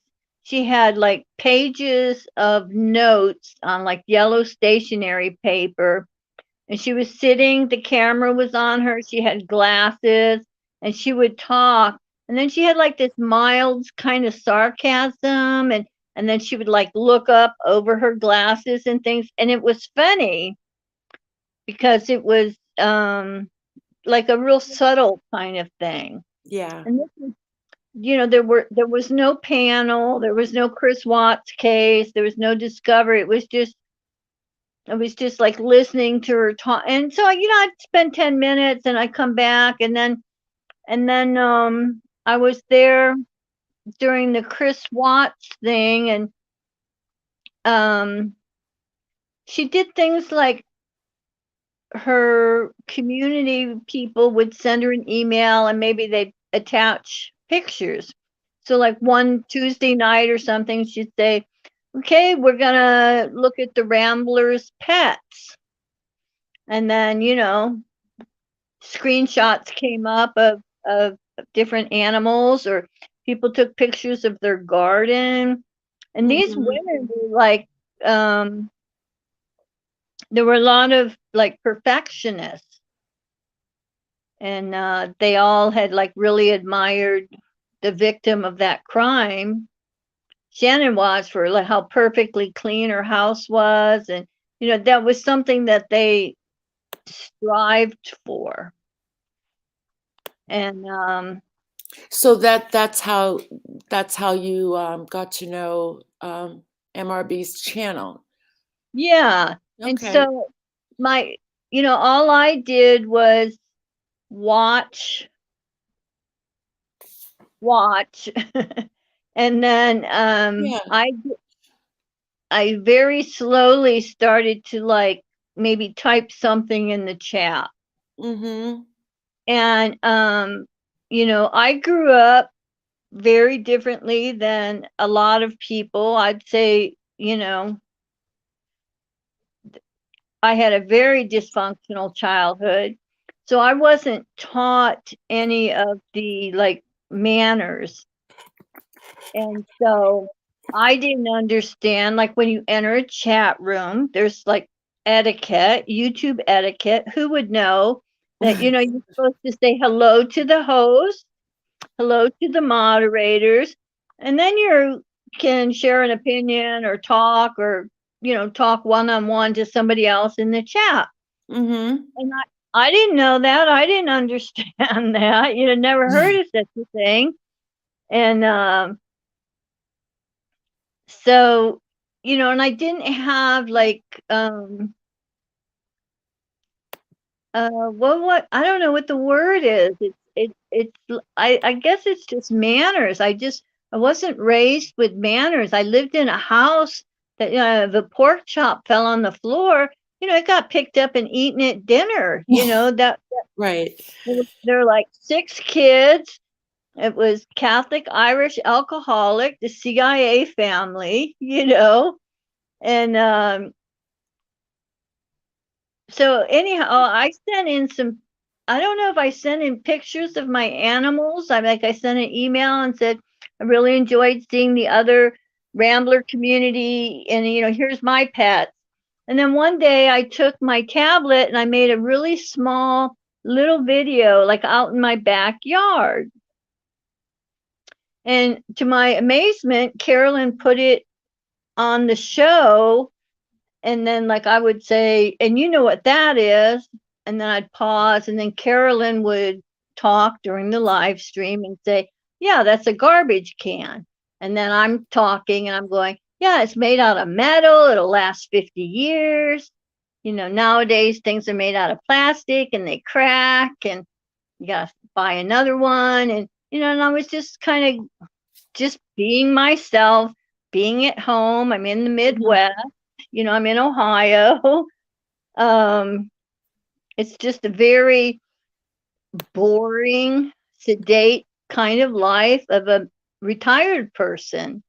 And So, Joanne, I don't mean to interrupt you, but some people are asking who you are as far as what was that your YouTube name when for your avatar when I think I typed in the thing like my name is Joanne Dallas. yeah. That was my username when I was in the Rambler community. Okay. It's interesting that you mentioned we all come from different backgrounds growing up. Some of us were taught proper etiquette. I grew up, and I remember MRB, Mommy Ramblings, talking about how foolish she thought it was for anyone referring to her a family member that they had to or maybe an in-law family that they had to ask to be excused after they had their dinner. That's how I grew up. That Right. You had to say, may I please be excused? And that's something I even taught my own children. So we have to be mindful of how we grew up, because I used to think when I see this fighting or particular instances on YouTube of people behaving the way they do, the only conclusion I could come to for an answer was maybe they didn't grow up like I did, Right. A lot of people might have grown up with alcoholic parents or a mother or father or a lot of dysfunction. I was lucky not to have that much dysfunction growing up. So I had to really be open to the idea that that's their normal, Right. Some people grew up, like you said, in large families and just did what you had to do to get by as long as the kids were fed or, so not all of us grow up in this way. Right. And so Not that one's better than the other. It's just what it's just our different. environment is. And when we're in a chat room, like I don't know how many people are there watching. It'll say like 200 in chat, and maybe 15 are typing or 30 are typing. And So I stumbled upon the Mommy Ramblings channel because somebody, like I said, in AD's chat was talking about mommy. Do you like mommy? They're asking him, and he just kind of, was blowing it off. Like, I don't like or dislike the person, it's like, and I was there like when the friction began from Mommy Ramblings towards Jewels of Thought, and they said in chat, like, they put JOT. Well, I didn't know what that meant, and so then they were like Jewels of Thought. Oh, okay. So I'm thinking, oh, that's another channel. Maybe I'll Acronyms. go check. Yeah. Yeah, Yeah. I'll go check that channel out or something. And there was a woman. There was a court case. There was a husband and wife. They had 5 children. The woman and man separated. He got custody. Subsequently, he killed the children. He had the dead bodies in the car for quite a while, was driving around the South and then kind of dumping the bodies or burying them, that kind of thing. Well, the mother, the court case was pending, and the mother apparently, supposedly, allegedly, called into the Mommy Rambling show because it's 2, 3 o'clock in the morning. Obviously, she couldn't sleep. And so then they said that someone notified the media, that this crime victim who's going to go testify was on social media, was on YouTube talking about her husband or the children or whatever. And it put her in a precarious situation. And then her attorney allegedly told her, hey, don't be talking on social media, and they didn't say it right on the screen, but they eluded that, JOT was somehow responsible for that. And so I thought, well, that's really shitty that another creator, and that was Mommy Rambling's mindset. Somebody did something against her and her channel. Well, somebody was reporting that someone who's going to testify in court is blabbing their mouth on social media, and maybe their attorney would like to, see what they said, and opposing counsel would certainly. And so, I made like these little, like that little 4-minute video the other day. It's just I pick up the camera, I do something, and then it's on my channel, and then I can, either make it private or make it public. And so that's pretty much all I did. I didn't go up on panel. I had no interest in going up on panel. I never had her phone number. I was never, I sent her emails just like everyone else, the Carolyn True Crime, whatever, the email that was posted in the description. And a lot of nights I put the Mommy Ramblings thing on my tablet, and I turned the bedroom light off, and I try to go to sleep. And I didn't have chat on, I wasn't reading chat or responding.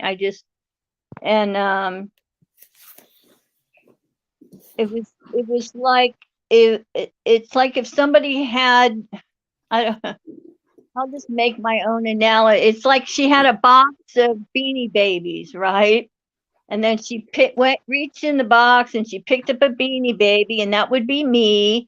And now I'm being paid some attention. Somebody is reading my email and putting my little video on the screen. And so people in chat are now aware of who I am. And somebody sent me some maple syrup. And of course, like, they got my address from her. And I'd never had real maple syrup. I just had that stuff that, if you're a family of 6, you get that cheap stuff. It's called imitation maple flavor or imitation vanilla flavor, So it was my first time having maple syrup, and I was like, wow, this is really good. And then someone else sent me some soaps. Like they got a kick out of me because, I had white hair and I had dogs and I just didn't really give a shit about a lot of things. So can I ask you what happened? Yeah. What happened was, like I said, I was sending in these little videos and so she was like, "Are you putting these on your channel?" I'm like, "No," in emails, because like I said, we didn't do Zoom calls like with her. I was never in the inner sanctuary or anything. I was there during the whole BBT fiasco. I was there with the J Bells thing.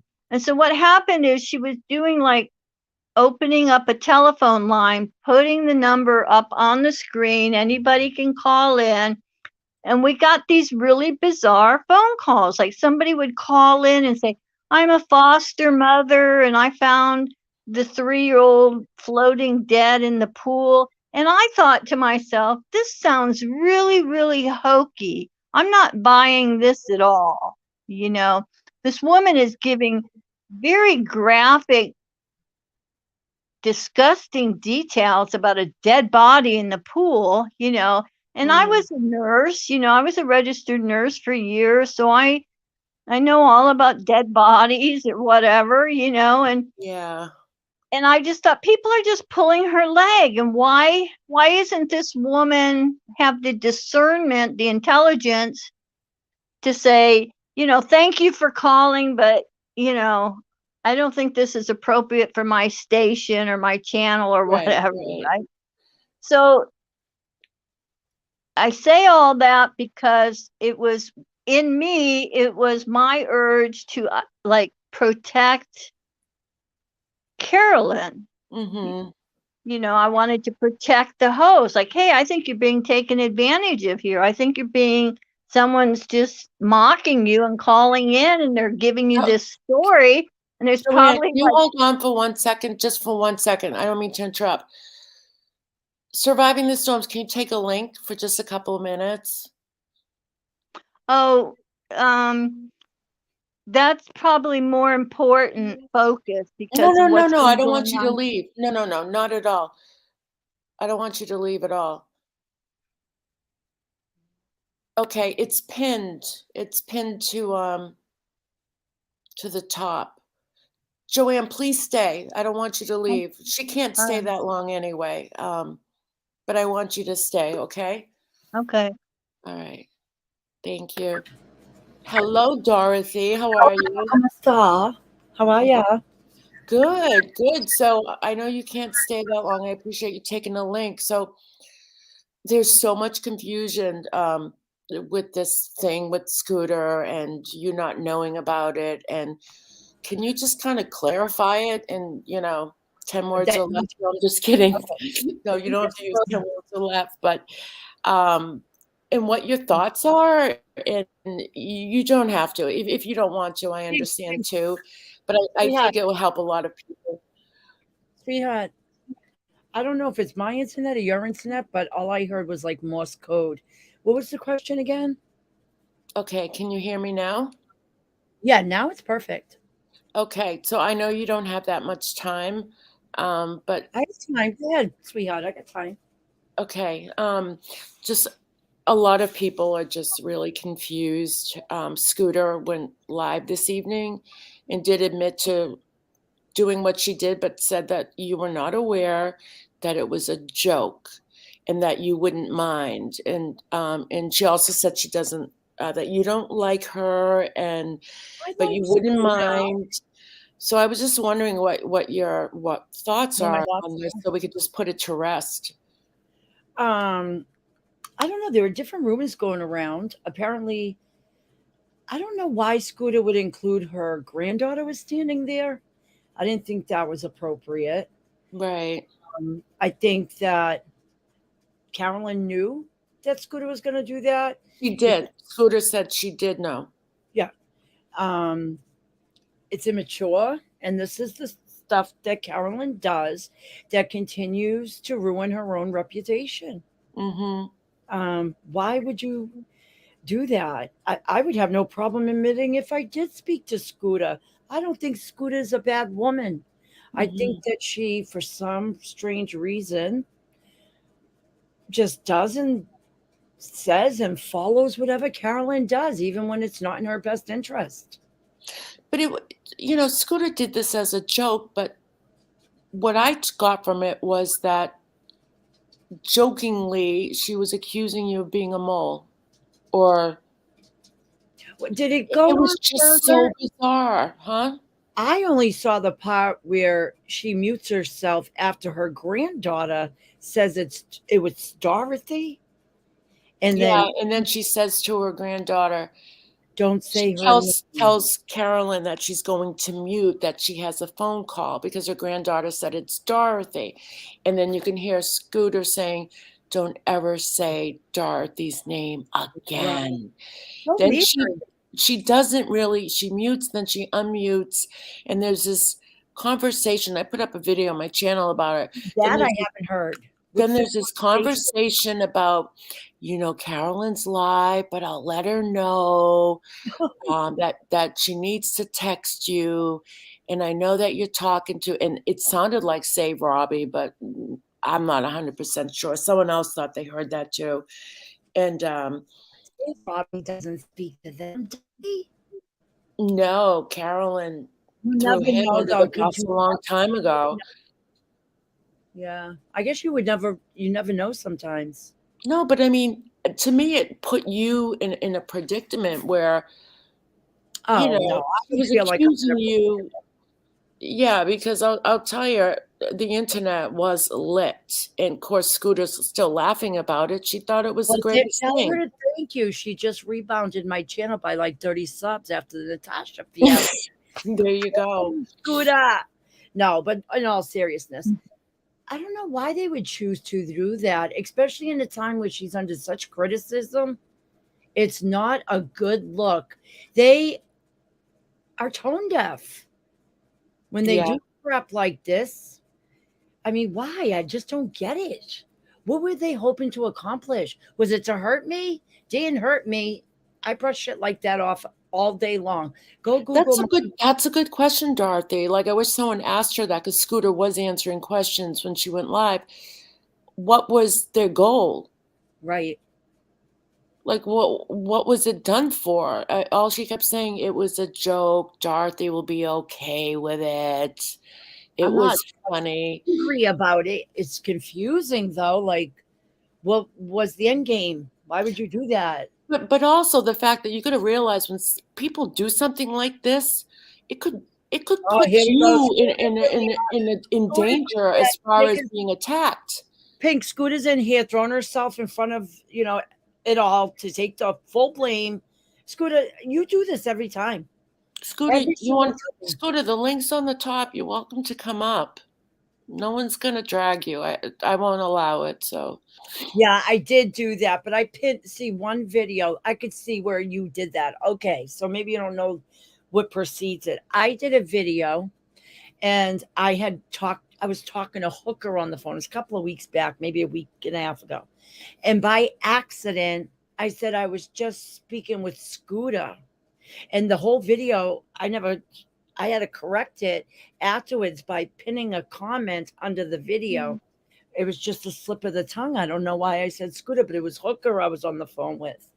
And then Scooter, I kept mistakenly saying your name over and over again. After I said that, it was so funny. But I pinned it up under the comment that it was a slip of the tongue. But I don't hate to Scooter. I really don't. I wish you would. yeah, but Scooter, what's confusing? What was the end game of it? Like, the dialogue, like, what was it supposed to prove? And I'm just asking because it's very confusing. Well, Karen, I don't really think it's that big of a deal. It wasn't even on my mind. I was over listening to a trial that had happened. You know Lana. Does everybody know? You know who Lana is, right, Pink? Lana? Yeah, she has a channel all wrapped up in the Watts saga. Ugh. No, Yeah. I don't know her. Yeah, remember she went to Colorado to try to free Chris Watts. With Ronnie Watts, you didn't hear about that? Oh, Your God. phone wasn't blowing up today? I'm surprised it didn't catch on fire.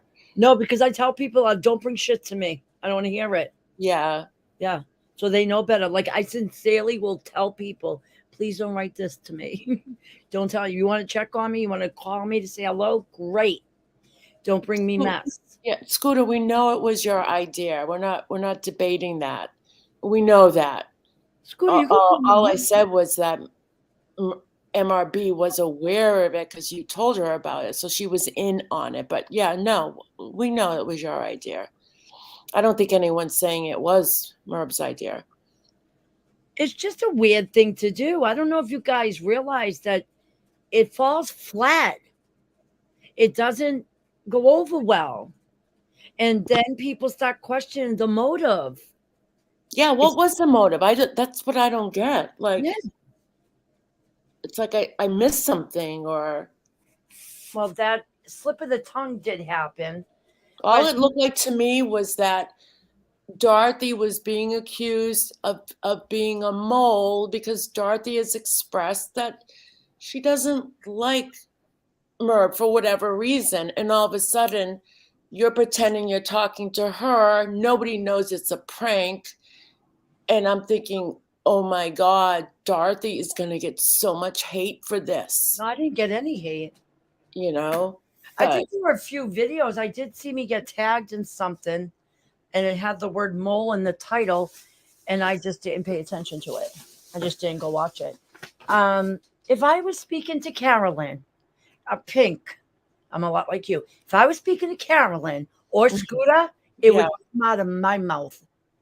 I would say it. I don't hide shit. I don't have to. I have thick skin. I roll with the punches. But one thing I am is completely honest. mhm. I don't hide nothing.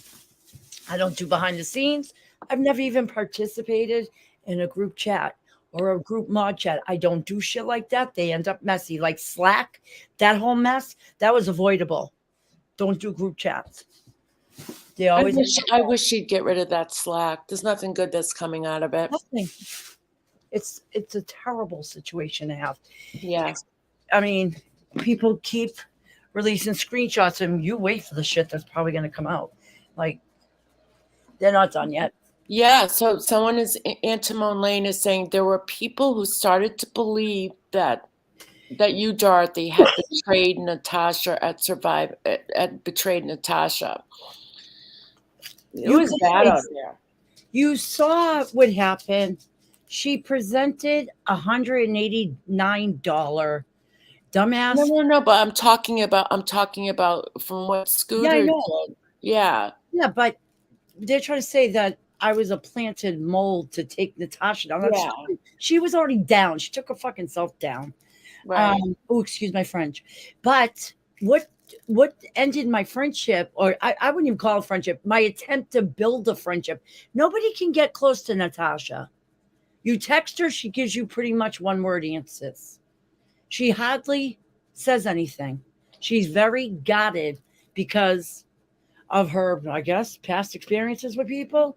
But when I saw her put that face device up on the screen and try to tell her loyal supporters that it was a $6,000 item and she sold it for $1,500 when it was $189 brand new on Brookstone, I texted her. I told her that machine, she was using a fraudulent webpage, and she got angry.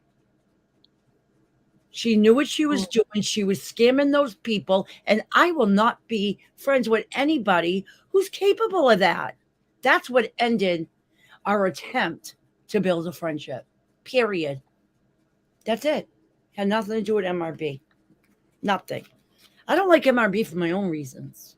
Someone mentioned it was just an innocent joke referring to Scooter. Maybe to Scooter and other people, but like I said earlier, when I first started my stream, when a joke affects a person, okay, in a negative way, I wasn't in on the No joke. longer, it's no longer a joke. So that's with And anybody, with anybody. So at right, least apologize. No one has said, "Hey, I'm sorry," that which is blowing my mind. Pink, and not only that, don't you include me in the joke? If we're pulling a joke on YouTube, shouldn't you include me in the joke? Absolutely, Like, that's what I said. Like you it's weren't. ridiculous. Merb was notified. Everyone else on that panel seemed to be aware with the code word You post did it office is right. calling, you know. But the person that was the brunt of the joke, you, was never notified. No, I never heard anything about it. I don't Yeah. even know why they thought that was even something to do. Like, so stupid. It's really immature. You guys are mature women. And instead of rebuilding her channel, doing crafts and putting out content on true crime, you're sitting there on Zoom acting like schoolgirls, mean girls. You're still a bunch of Yeah. mean girls. It's ridiculous. Change your community. It's not just one or two people. Do you The only realize how many person that can do that is the creator themselves. That's They right. can't blame other people. If your channel is going down, I mean, it's hard work to be a creator. If you're doing it for an income, you got to be up on that. You got to be above that game Yeah. daily. Like you got to keep upping your ante, because can you imagine like depending on YouTube as a No. paycheck, right? No. Because every month your income is different, right, Dorothy? Yeah. I would be a walking ball of stress, not knowing what month, how much I'm going to make. Last It's month maybe you made 500. This month you're making 300. right. How can you plan your life and your bills and all that stuff around this kind of income? It can only be extra. It can only be extra. And not only that, but Yeah. her channel grew to 40,000 because of the Watts case. She had a video that went viral, Right. 1.2 million views. A And lot of channels grew because of the Watts and case. all those watches are gone. Yeah, the Gone. case is over. It's Done. over. Who's on the screen with us? Hi. That's Joanne Hi, Dallas. My name, She's an ex-Rambler. Oh, hi, Joanne. Did I meet you in Nana Patty's or no? She has permission to go on. Hold on. If Scooter wants to come up, she can come up. hi Dorothy. No, I didn't meet you through Nana Patty and I was a Rambler like in 2019, Yeah, huh? and I just very, very recently became aware of your channel. I went to one live and I typed in hello new subscribers. So I was greeted by 2 or 3 of the moderators. And then Oh, you mean they didn't say, we don't recognize your name? What are you doing in here? Like Merb does? How can she build a channel when she's so suspicious and paranoid of any new subscribers? Those are the ones you got to count on to build your channel. She's just not welcoming either, Joanna. You've seen that, right, Joe? I'm not talking about her and her Oh, okay. channel. You asked, had I met you before? Yeah. I went to your channel. Were doing a live stream. You talked about your son, and I liked your voice. It had a little raspy, and I kind of liked that. I subscribed to you. I wrote in the chat, new subscriber. The moderators greeted me. And then I found out subsequently, that there's this beef, and like how a ping pong ball goes like Oh, yeah. ping. Like I was around when it was Mommy Ramblings, Jewels of Thought, Mommy Ramblings, Save Robbie, True. Mommy Ramblings, Casbat. Yep, I remember all that. So I was back in those olden days, and so I didn't know anything about like Miss Natasha Cooper and till I saw like the little channels that make short videos about the bigger channels. Flip channels, yeah, they're good. Like there's a channel called Truth and Justice, and they kind of monitor AD or something. So I watched those. I'll subscribe to those channels and put the notification bell on. So I became aware there's a beef, between Mommy Ramblings and Natasha Cooper, and now there's a between Natasha Cooper and yours. And so it's probably my way is saying, I'm just going to stay in my own lane. I'm not going to subscribe to either channel. And if I watched them, I probably wouldn't write anything in the chat because it could be a lot of drama. I don't have the energy, and I'm just not motivated. It's like I don't care. I hear you. It's not for everybody, Joanne. I get it. Yeah. I do commentary. That's the community I'm in, drama. So I own it. I bounce from creator to creator though. I don't focus on one person. For me, the Natasha issue was her selling a trinket that was under $200 and trying to push it as a $6,000 item. That's fraud. And you're doing it to the people that support you the most, who have given you a shitload of money, and you're stealing from them. And I just couldn't stand by for that. That I will not be a part of. And, just ignoring it, you're complicit. You know that's happening, and you decide to turn the other cheek. So that's a good point, though, because there's that fine line. Like, we don't want to tell creators how to run their channels, right? But at what point do you cross that line? And I'm just talking about individuals. I'm not talking generally, we all have to do this. No. At what point does someone say, hey, I need to say something because this could be or is affecting unsuspecting consumer. I don't know. I don't follow Natasha. Well, yeah. But they're not just consumers, they're her biggest supporters that show up in those makeup lives, and they buy a lot of product. So why not just be on the up and honest? Well, maybe, like somebody wants to donate money, and instead of sending a PayPal for $500, they want to pay $500 and get a book or get a makeup palette. You can tell from my face, I don't wear makeup. As a nurse, I didn't wear makeup. And it's not really any different from what Mommy Ramley's doing by buying those dollar store package of napkins and then selling, the napkins. Like each napkin is $10, and I've got 7 napkins, and so it's very hypocritical for her to call out someone for selling makeup when she's selling, nasty shells from the. I think they're very similar. For them, I agree. But Dorothy, do you think that her supporters who are purchasing things know that, but they just want to support her, or are you thinking that? I do think they know false information. I do think that for the most part, for like a eyeshadow palette that they're buying for $40, but there's a huge difference from $189 to $6,000, and then wait a minute, $189 to $6,000, $189 device.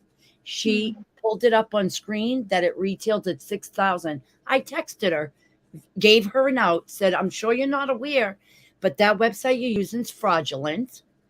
So you were trying to give her an FYI. Yeah, I texted her, and her response was, I don't give an F what anybody thinks or says. So she just didn't care. She was just seeing dollar signs. That's her thing. I don't even have a beef with her. She could go kick rocks. I'm done with her. If it's a fraudulent site, and she obviously orders from it, or? No. She probably got the device and then Googled it to see what she should show during the makeup sale as it's retail. Okay. And stumbled across that site. I don't want to say she created that site, but I'm not sure how she came across that site. But it's fraudulent, completely fraudulent. None of the instant customer service chat just says, give us your email address. Nothing works. Even the address goes to a different company.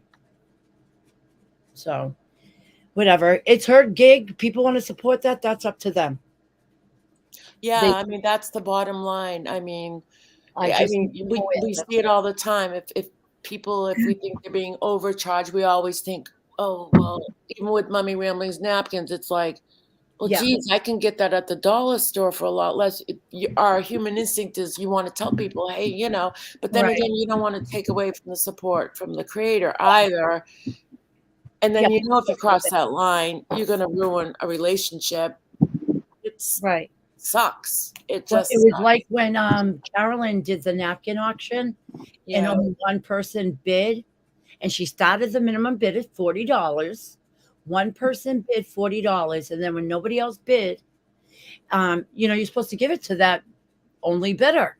She would not give them to the only bidder because she said she needed to at least make 80 and that she had only put it at 40 so that people could have fun with each other, outbidding each other until they hit the $80 mark. Well, that's not how auctions work. You got to set the minimum at 80 if you need $80 to recoup what you spent. You know what I mean? Do you think, Dorothy, let me ask you something. Do you think like calling somebody out, is it worth it to you, knowing that we're a community where we're all friends, or we once used to be friends, knowing that it would? I don't think some creators are friends to anybody. Some creators just use other people. They get what they want or need, and then they dump them. Listen, I was very kind to Natasha. I dropped her PayPal link for her. I dropped her Cash App for her. I dropped all her new channel links whenever her channels kept getting deleted. I was there for her. Yeah. When I almost died in the hospital, like Hooker so reminded me, Natasha never dropped my PayPal link for me. Wasn't Natasha the first one who called you? No, listen. Want to hear the truth about that? Somebody called the hospital. I got a Post-it note. That's a cute doll. Oh, here's you. Oh, it's a flying monkey. Let me see the flying monkey. Oh, it was. Dorothy. Somebody called the hospital. The name I didn't recognize. I don't know who that is. Oh, that's a flying monkey. Oh, okay. It scared me so much as a kid. I was so freaked out. She's cute. Somebody called. The nurse gave me a Post-it. It had some name. I didn't know the name. And it said, I love you. The name, though, I said to the nurse, I don't know anybody by this name. I said, this has to be Natasha. It was the only name that sounded even close to it. So when I got home from the hospital, I did a short live, like 40 minutes. Natasha hit the link, and you could clearly hear my voice. I'm still very weak. And I say to her, did you call the hospital? And you were intubated, I bet, right? Oh yeah, I was on respirator, everything. Oh yeah. Scary. So I'm gonna cry. It was just so traumatic. So when I asked her, she said, yes, that was me. She goes, I called every day. So it was Ariana. Ariana was fuming that Natasha took credit for that, even though it wasn't her that called. Ariana told several other people, told a couple of my mods, begged them not to tell me because they didn't want me to go through any stress of having a public argument with Natasha, confronting her why she would take credit, because I would have. And when I did tell everybody what I discovered about that face device not being a $6,000 item, that's when everybody told me the truth and said that was Ariana that called the hospital and got you a message that she loved you. And I don't know why Natasha took credit for that, but that was really dirty. Maybe she didn't know.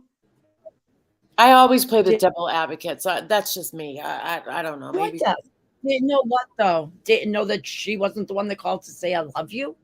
No, that I thought she had said that she was the one who called and got the update on you, and I don't even know. Yeah, I don't think, because Ariana said when she called, she's the one that got me the Post-it note that said I love you, though. That was definitely Ariana's. But when Ariana called and she was asking them how I was doing, she needed to have a security code to obtain any information on me, and only my family would have been able to give that out. And if she had had that security code, the nurse would have given her information on my state. Was I conscious or not? You really think an ICU? First, they didn't even move me from the emergency room. They kept me down there for 3 days because doctors are there constantly we're in the ICU. They come up and do rounds. They left me where there was doctors, but like right next to my room. They didn't move me up to ICU until the third day. They probably didn't have a bed. No, sister said they were keeping me down there because there's doctors on staff and in the emergency room 24/7 in the area. Like I was near death. Like they told my sister I might not live through the night. The first 2 nights. It was really scary, you know? And Well, then I'm glad you made it. thank you so much. So hopefully you didn't remember a lot of the trauma. Yeah, well, I'm getting stronger. And I had a heart attack too throughout the whole ordeal. Yeah. So, but they wouldn't release any information to Ariana. I don't think an ICU nurse or an emergency room nurse or any of those nurses would risk their jobs to give her any information. Do you? No, and it's against HIPAA, so it's a federal offense. Right. So I think she just made it all up.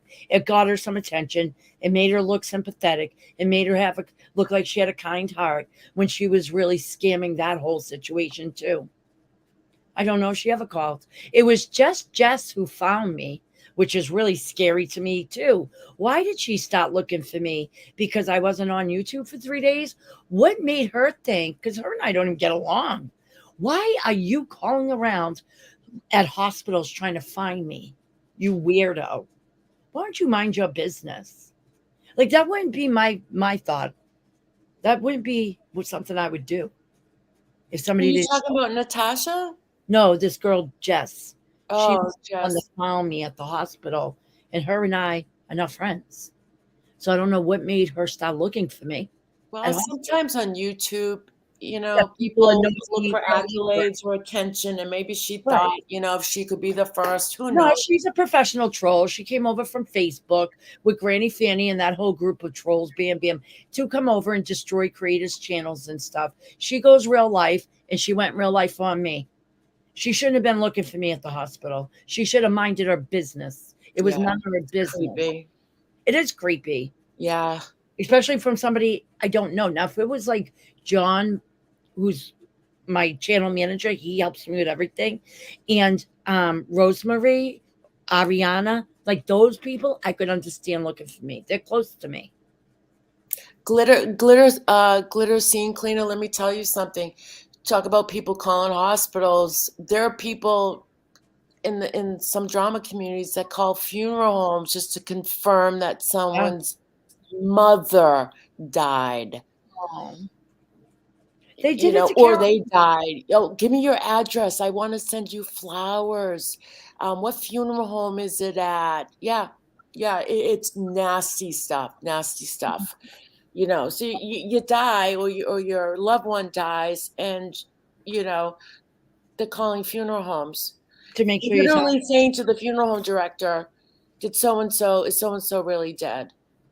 so sick. They did it to Carolyn too. That's one thing that I'll always defend Carolyn about, is about her child. They should have left it alone.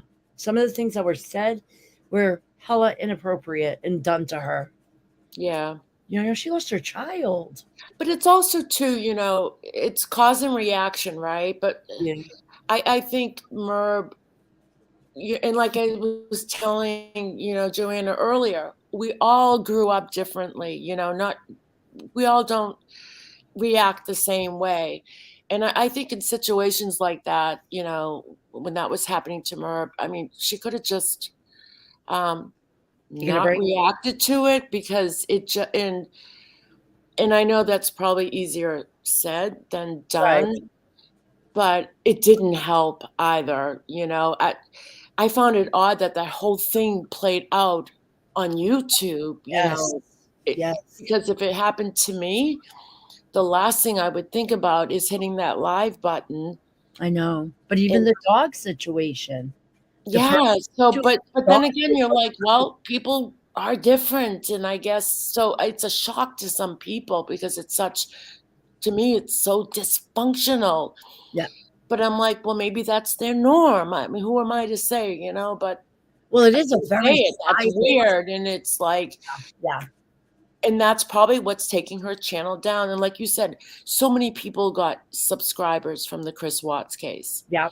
Okay, you didn't build it up because you were the greatest true crime creator. Chris Watts, everybody was subbing channels. And then when it was over, then you really saw who really had it in them to be a good true crimer. Plunder's still killing it. Who? Plunder.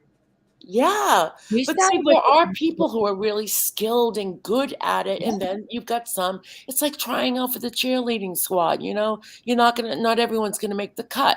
You gotta do better. So you can't expect, because the Chris Watts case, you know, was over, that all those people are gonna stay engaged to your channel. They might have only been interested in Chris Watts. That's it. And like I said, she had that one video that went viral, 1.2 million. But that's like a one-time Watts case. One in a She lifetime. got was she paid for that? 1.2 million views she got on it. I don't know if it was Wow. before she was monetized or not, though. A lot of that would count, right? She made big bucks Yeah, off it- the Watts case, huh?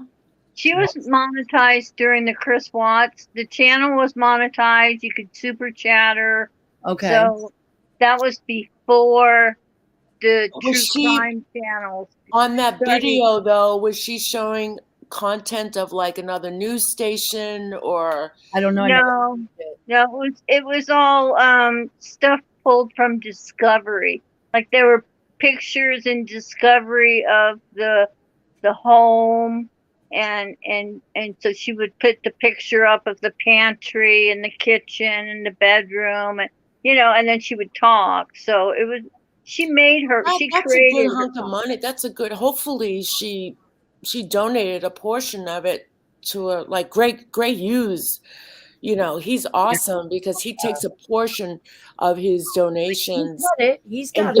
donates it to like the DNA, like genetic funding, where they're actually solving cold case crimes, because we as his subscribers are helping pay for I these like him. geneticists to look into these cold cases, and they're solving them. Wow. You know? Yeah, that's great, Hugh. So Yeah, he's good. I like him. that And would make your channel grow, knowing that, it's not a competition out there. right.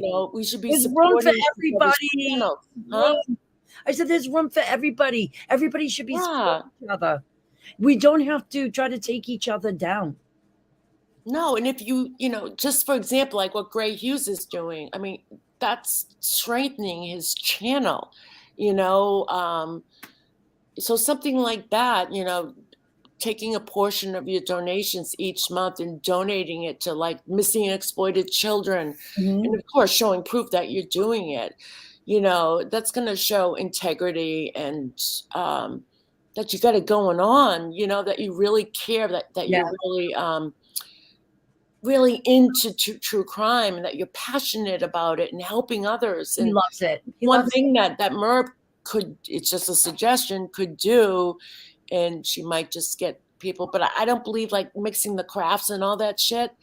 It's two different channels. Manic. It's too like, what the hell's going on? Not everyone who likes true crime likes crafts. Not everyone who likes crafts likes true crime.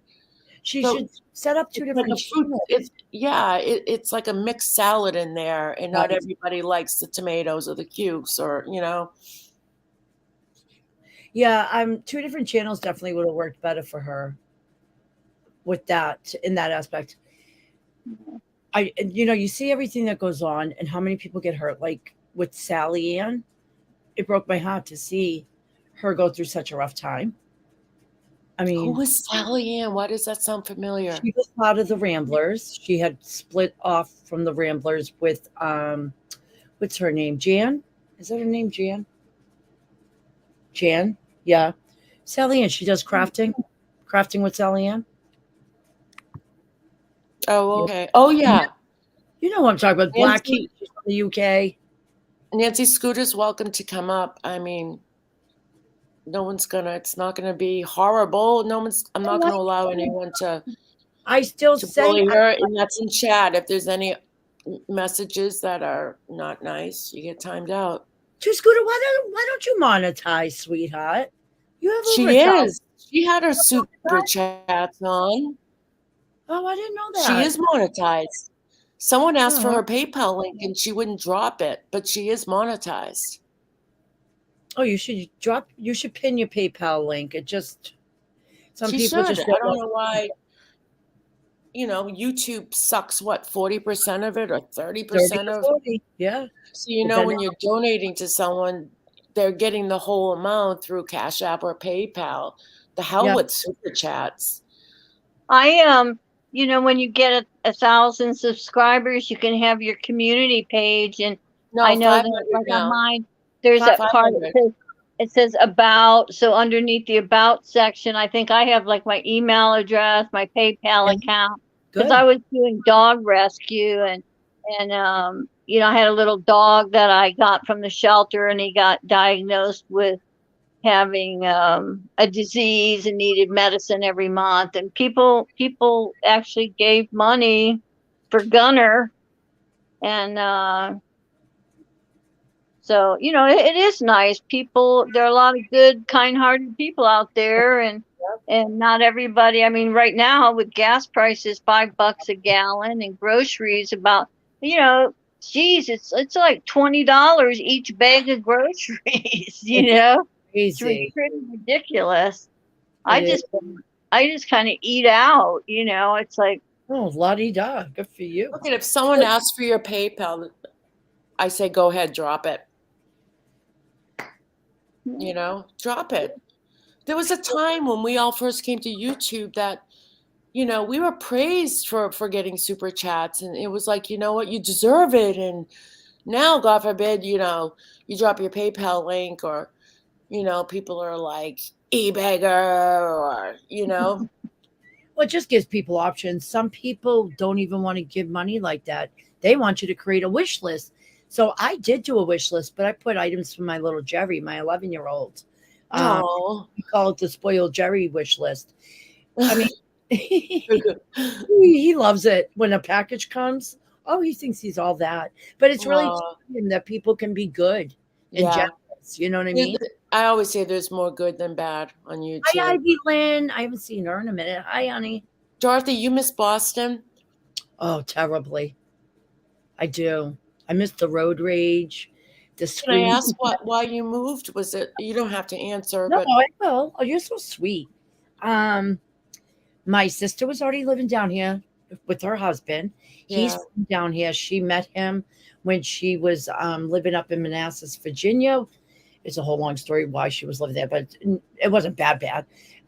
She wanted to go meet somebody, and she ended up staying down there with them. But she met her husband, and they bought a house in Cape and Bridge. Everybody knows where I live, West Virginia. It's on the Virginia line. And my mom was very sick, and I was living on the 3rd story on Revere Beach of a condo. And Was that the one that caught on fire that I was telling you about? Oh no, I didn't. What? Mine was only a 3-story. Oh, okay. No, this was a high rise right on the beach. It had like a deck in the middle, like maybe like the 15th floor up. There was like high up. Yeah. Oh my God. I'll have to. So she couldn't climb the stairs, and there was no elevator. She literally couldn't. She was on dialysis 3 times a week. She had like advanced emphysema. So I sold the condo, and I came down here. I set us up first, went up, did all the paperwork for the condo, grabbed my mother, and we came back down. And it was just better for her to be here the last couple of years of her life with all her grandchildren, both their daughters, and it worked out good. So that's why I came down here, and then I just ended up staying. I love it down here. Is your mom still with you, or did she pass? Oh, I'm sorry to hear that. After we got here, almost 2 years afterwards. Yeah. My 11-year-old, he's still very much a little boy. My Christian, when he turned 11 up in Boston, he was so much more mature, like more like a teenager. Yeah. It's just different down here to raise kids. It's much more innocent. So it's good for him. Yeah. Yeah, it's beautiful too. All mountains. It's really beautiful. So what state do you border? Like if you're looking at West Virginia, there's that hook up in the northeast. I have Virginia 3 miles from me, but it's easy to get to even Maryland, DC, Ohio. Okay. Yeah, there's a lot of states that is, Pennsylvania's not too far from here either. Yeah. Always I could be there. Yeah. So not too far. I love it here though. It's pretty. It's Well, good. if you ever come back to Boston to visit, give me a shout out. Where are you? North Shore? No, I'm pretty close to being in Boston. I'm right outside of Boston. I thought I heard you say it. I think the town you said it was more south, right? No, No. no. Maybe you were talking to BBT, but I thought no. it was up in I'm not gonna say, but The airport, let's just say Logan Airport is oh, I worked there for less than 10 years. 15 minutes from me, like 10 minutes. Yeah, 10 years. I did property management. I was in the old tower. The connects B Of and C. where? Of where? Connects terminals B and C. I worked for Massport property management. Oh, wow. Okay. They did property lease management. Yeah, I loved it. I got fired. Well, I took a layoff. They laid me off. Oh, I was bad into drugs back then. I went through a terrible time with drugs in my 30s. Oh. Started out postpartum, and I had dental work done. And the dentist, like I would call when I was out of painkillers, and they would just call them in for me. Like it went on for like 6 to 8 months. Finally, they Wow. had an they had an on-call dentist, and he called the pharmacy, and he was like, hell no. Yeah, and they cut me off. But then I just kept going buying drugs on the streets. It was a real bad time. That's how a lot of people who struggle with substance abuse start. It's not just like a lot of people think, because my son's in recovery. It's not like, they just decide Right. one day they're going to go out in the street and buy illicit drugs. It Right. usually starts with a prescription. Mhm. The dentist, the doctor for a fractured foot or a tooth extraction. And if you're predisposed to addiction, that's And I was. usually how it starts with a legit prescription. Yep. And the Oxycontins, when they flooded the market in the 2000s, they were giving them to everybody. And those should only be dished out in hospice. And that's how addicting those are. Yeah, but Massachusetts is the first state that our Attorney General we were the first to file a lawsuit against Farm America to be held responsible, accountable for all the overdose deaths in the opioid epidemic. And once you hit them with liability, when they know they can go to jail, okay, I'm not talking about hitting them in the wallet. No, that's not good enough. No, Because criminal. they've got insurance. But where they have to go to prison, that's when you saw the drug reform change. That's when you saw the change that happened with pain management and all that stuff in Massachusetts anyway. But we were the first state that filed a lawsuit against Farm America for the OxyContin bullshit that they pulled. I'll tell And you. I was nursing at that time. I was nursing at that time when we'd reps come in trying to sell that stuff, and the doctors were getting trips to the Bahamas, They were getting Oh yeah. Oh yeah. Yeah, it was like your temperature, your blood pressure, your pulse, heart rate, pulse oximeter, and pain level. What's your level of pain on a scale of 1 to 10? Right. It was called the fifth vital sign or something. We had to chart it because the number one complaint about people when they left the hospital was that their pain was not adequately controlled. So and when you would ask somebody on the pain scale from 0 to 10, 10 being the worst. I was 10 all the time. I'm a 10. But I would always say to my patients, now remember, 10 is like having your leg amputated, like being hit by a train. That's a 10. So let me ask you again, what's your pain scale from 0 to 10? And I'd be at like a 7, a 6. So it's good to tell them that, because when they say 10, you're thinking, it's like having your leg amputated without anesthesia. It's like, that's. I knew when it. a shark numeric pain scale. Yeah. When a shark bites your leg off, that's a 10, That's right. Yes. When your back hurts, it's like, well, it's a 5 or a 6. I'd like you to bring my pain down to a 2. I always said I could live with pain at the level of 4 to 5, but when it got over that, I get kind of grumpy. But Oh yeah. Well, the So Dorothy, pharmaceuticals. I congratulations went, on your recovery. Not recovery. thank you. Well, the process. No one's truly ever recovered. I mean, No, it's did not. managed, but good for you. Usually, they say after 5 years, you could say you're recovered. I don't No, believe do you that. know at the I still 5 year mark? 5 year mark is a critical mark. A lot of people relapse at 5 years. because they think they got it all figured out. Yeah, yeah. Um, I I knew don't a think kid. there's any safe year. No, there isn't. No. This kid I knew used to dislocate his own shoulder and go to the emergency room, like because he knew how to dislocate his own shoulder just for pain pills. He It used to really what? dislocate his own shoulder. I thought you said children, his own Shoulder. shoulder. Yeah, yeah, and go to the emergency room. Oh, what He the was hell? All they broken. do is pop it right back in. He got No, they payments gave for him that. painkillers. They would give him painkillers, so he would do it. Now you really, really got to have a serious injury. They'll just send you with some ibuprofen. They don't like Yeah. to. Yeah, you got to really be in pain, which I think is good because ibuprofen. Listen, I needed a surgery in 2014. I had bypass surgery on my aorta. It was blocked above my belly button. I was cut from my chest down to my groin. It's huge surgery. That one, they gave me morphine and Dilaudid. It was in a drip and blah, blah, blah. Yeah. That really triggered me because I was already in recovery. That triggered me. I had a very difficult time afterwards getting it out of my mind. I was still like, it just triggered my obsession.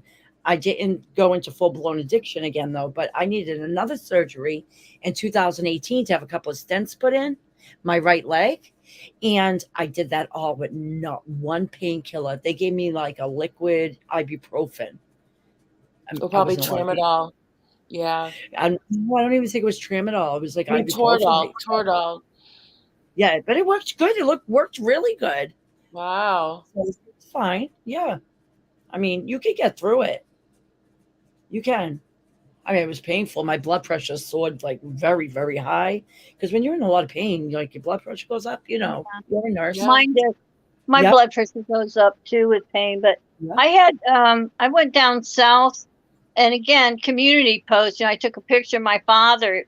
I have a father who's alive, who's 99 years old, World War II veteran, and he landed himself in a hospital, and then they discharged him to a what do they call it? Rehabilitation. Yeah. It's like a long-term assisted living place, rehab. And so he was in there. And so I went down to Florida, and he was like practically dead. He laying there in the bed, and I was a nurse, a registered nurse, and so you look at what meds he's getting and what he was taking at home, and anyhow, long story short, I got sick and I tested positive for COVID down in Florida. And this was the end of May, beginning of June. And my God, I don't know what they are growing down there in the South, but that strand of COVID, it knocked me on my ass. And Oh my God. and then my father, being 99, like when the vaccine, he chose not to take it because originally he's living at home. He's not being exposed to people. Right. He's not going to the grocery store. The person that lives with him does the cleaning, the cooking, the yard work and stuff. And so, he contracted it and he survived it. No hospitalization. He really, his vital signs hardly changed. He was just very, very tired. But it took me. Your father is 99. Yes. Wow. Jamie, Yeah. I'm sorry about your sister, sweetheart. Terrible loss. It's a Yeah. sad way to lose somebody, I know. I'm very sorry. Awful. That is terrible. She lost a sister to addiction. That's my biggest fear is losing my son. Mine too. My son struggles. And believe me, I've already had to breathe life into him once. Me too. Ever. And I don't know how many times I've said his eulogy in my head. And I really had to like work on the 12-step programs for me as a loved one affected by this, And is that I am truly powerless over this, no matter what Right. I do, without enabling. But I'll tell you something, Dorothy, with the fentanyl epidemic, okay? It used to be tough love, right? You can't right, do that now. You turn your back on your kid, okay, and say, one like second. that show intervention, like, I'm gonna take away your cell phone. You can't come and visit us. I'll only support you in recovery, not in addiction. You turn your back on your kid, you might as well dig their grave, because the fentanyl out there, it's Yeah. killing so many people. That's what's doing Yeah. it. It's not the Mhm. OxyContin, it's not the heroin, it's the fentanyl that's Yep. in everything now. Everything. You think you're taking a benzo, it has fentanyl because Yeah, they have the pill stamps now. yeah, you buy a Xanax off the street, it's laced with fentanyl. Yeah, it's so Yeah. addicting too.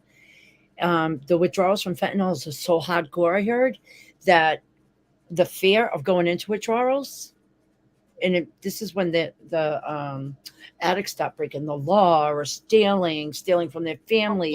Fentanyl, listen, when my son was, before he got addicted to fentanyl, when fentanyl wasn't around, when he would relapse once in a great while, right away he knew what to do. I got to go to detox. I got to do the right thing. And Right, he would call me and say, Mom, he was open, honest. When fentanyl came out, it was like the devil took his soul. right. Yeah, it's a Mhm. different You law. wouldn't hear from him. He was still, when we moved back from Hawaii, he was still living in Hawaii. Didn't hear from him. I get on a plane. I'm like, people like, you're enabling him. You're enabling him. I'm like, not with the fentanyl out there. I'm not enabling nothing. I'm I'm gonna check going out there. I'm going to find my son right. and save his life. And I found him in in a tent city. Looked Right. like he had stage 4 cancer. He was so Oh, out of it, paranoid, and and he was dying. He was the dying. fentanyl So to does turn your something back and different. say, you know what, I'll be here when you're ready to get your shit together. It's You're not gonna like kill that. your Yeah. child. Hey, John, my bestie's here. Hi, John. Really, I'm I so think sorry there's about that. there's something to be said for tough love, but there's also like, it's like with that crack cocaine, those glass pipes. My understanding is that the person inhales that or like methamphetamine, boom, they're addicted like from the first time, and they say they're Yeah. chasing that high and they never get that high again. And I'm very fortunate, Pink. I wanted to tell you, not only are we both nurses, but I lived on the island of Oahu. I was in the Get military. out. I was in Maui. Good for I was on you. Oahu, and so but I have one child, and I'm lucky to have one child, and Of he course. lives out in California, and he's like a PA, a nurse practitioner. Good for him. Yeah, If he's physicians, Sure, oh, that's I it. love Oahu. Oahu, I have a lot of friends over there, and my son ended up moving over there because it was cheaper. But Turtle Bay, oh my God, was my favorite to go and just watch all the turtles. I want It's to go to so Hawaii, but I'm beautiful more of up a there. oh, is it a physician's assistant, Joanne? Is that the PA? uh, Is that what you're talking about? yeah, That's really like amazing. they Yeah, like because I was an RN, I sent him through school and he became an RN, bachelor's degree, and then he kept getting more and more like critical care RN because I worked in ICU in the emergency room, and then he worked he worked in ICU in the emergency right into room, and you. then but he works in an urgent care clinic, so the patients come in, the nurse triages them, takes vital signs, and then they go in the room and they get seen by my son. And Yeah, yeah. He's like as close to a doctor as you can get. Physician assistants. yeah, Yeah. yeah, but Wow. he's a very nice person. He's easygoing, and he Yeah. is intelligent, so Yeah, um Well, obviously. he is his son. He's his son's, his mother's oops. son. Hey, Yeah. you know what? We're talking about addiction real quick. I love you too, John. Natasha attacked my son over his addictions. She completely said that he had relapsed because he's doing amazing. That he had relapsed and I kicked him out of the house. He just did this like 3 nights ago. Again, attacking someone's child. He's not a part of YouTube. I never don't believe anyone, no matter how old a child is, nobody right. should be attacking. I I mean, agree. like, You're no. very And you know something, you know your truth. It just, you and I think a lot of people, we saw that in like the OG community where people are like, go stick another needle in your arm for those who are in recovery. what You know, is your son got addicted because look at his mother, and you know, right. What is they know how to hurt. They know where to hit. Pink, what is DOG? What's what? What's the DOG community? What does that stand for? DOG? Oh, the OG. OG. What's that stand The for? originals, like, I came to YouTube, not for the Watts case. I didn't even know what the Watts case was. Molly Golightly, Yeah. um, Life Perplexed, Yeah. Makeup Mobster. We were all Hello Starlight. We were all friends. Save Robbie. Yeah. Yeah. Yeah. Okay. Yeah. I was around when she first mimicked Shanann. Like even before that, I would watch her. Molly was the first person when I went on YouTube one day. It came up in my recommendation, and I saw a live stream, and I'm like, "What the hell is this? Right. You can actually talk in here?" Yeah. And she was so outrageous. I'm like, "Oh, I gotta parody her." I didn't even know who Chris Watts was. I'm like, Yeah. Who's this Chris Watts guy? I didn't hear it on the news here. The live chats were everything when you discovered them. You were like, what? I could talk to people? So my first name when I came to YouTube was Hawaii for Life, the number 4 in LIFE. And I came back because my mom was getting sick. And I remember she confused me with someone else with a Hawaii name, and she blocked me. And we ended up becoming like friends, sort of. And sort of not, because I could parody her, she said, as long as I tagged her name. And I did. I was like, sure. And I would do her jail parody when she got busted in New Orleans. And yeah. And but then she started doing this true crime, and I haven't watched her in over 2 years. Like, she's not fun anymore. At least she was entertaining back then as a life coach. And it seems like she attaches herself to the murders of young children, which I don't like how to me, she's exploiting these families. I stopped watching her 2 years ago, literally. I saw her, was it Randy who showed a clip of her that Heels in the Ear. And I haven't even seen Molly in 2 years, and I'm like, she doesn't even look the same. Like, she's gained weight, and she's not kept. I mean, she's a beautiful woman, you know, but 3, 4 years ago. But now it's like her attitude sucks. Everything sucks now. I think she's drinking excessively and her face is swelling because she looks like she has fillers or over Botox. No, she's just eating. Molly likes to snack. She had the gastric sleeve done. Oh, I didn't know that. Years ago, yeah. No, she used to watch what she ate, and she was really mindful of food. Now she's mindful of everything, mindful of candy, not healthy food. She's mindful of Reese's Pieces. She's always chomping on live streams, which it can be a bad habit when you start eating. And when we first came to YouTube, I mean, you would never think to eat while you're or smoke alive. Cigarette. People even smoke cigarettes now on their lives. Yeah, it's disgusting. And now people are eating and chomping, and I'm like, don't do that. Like, you want to build your channel, stop eating for one. Stop eating in front of everyone.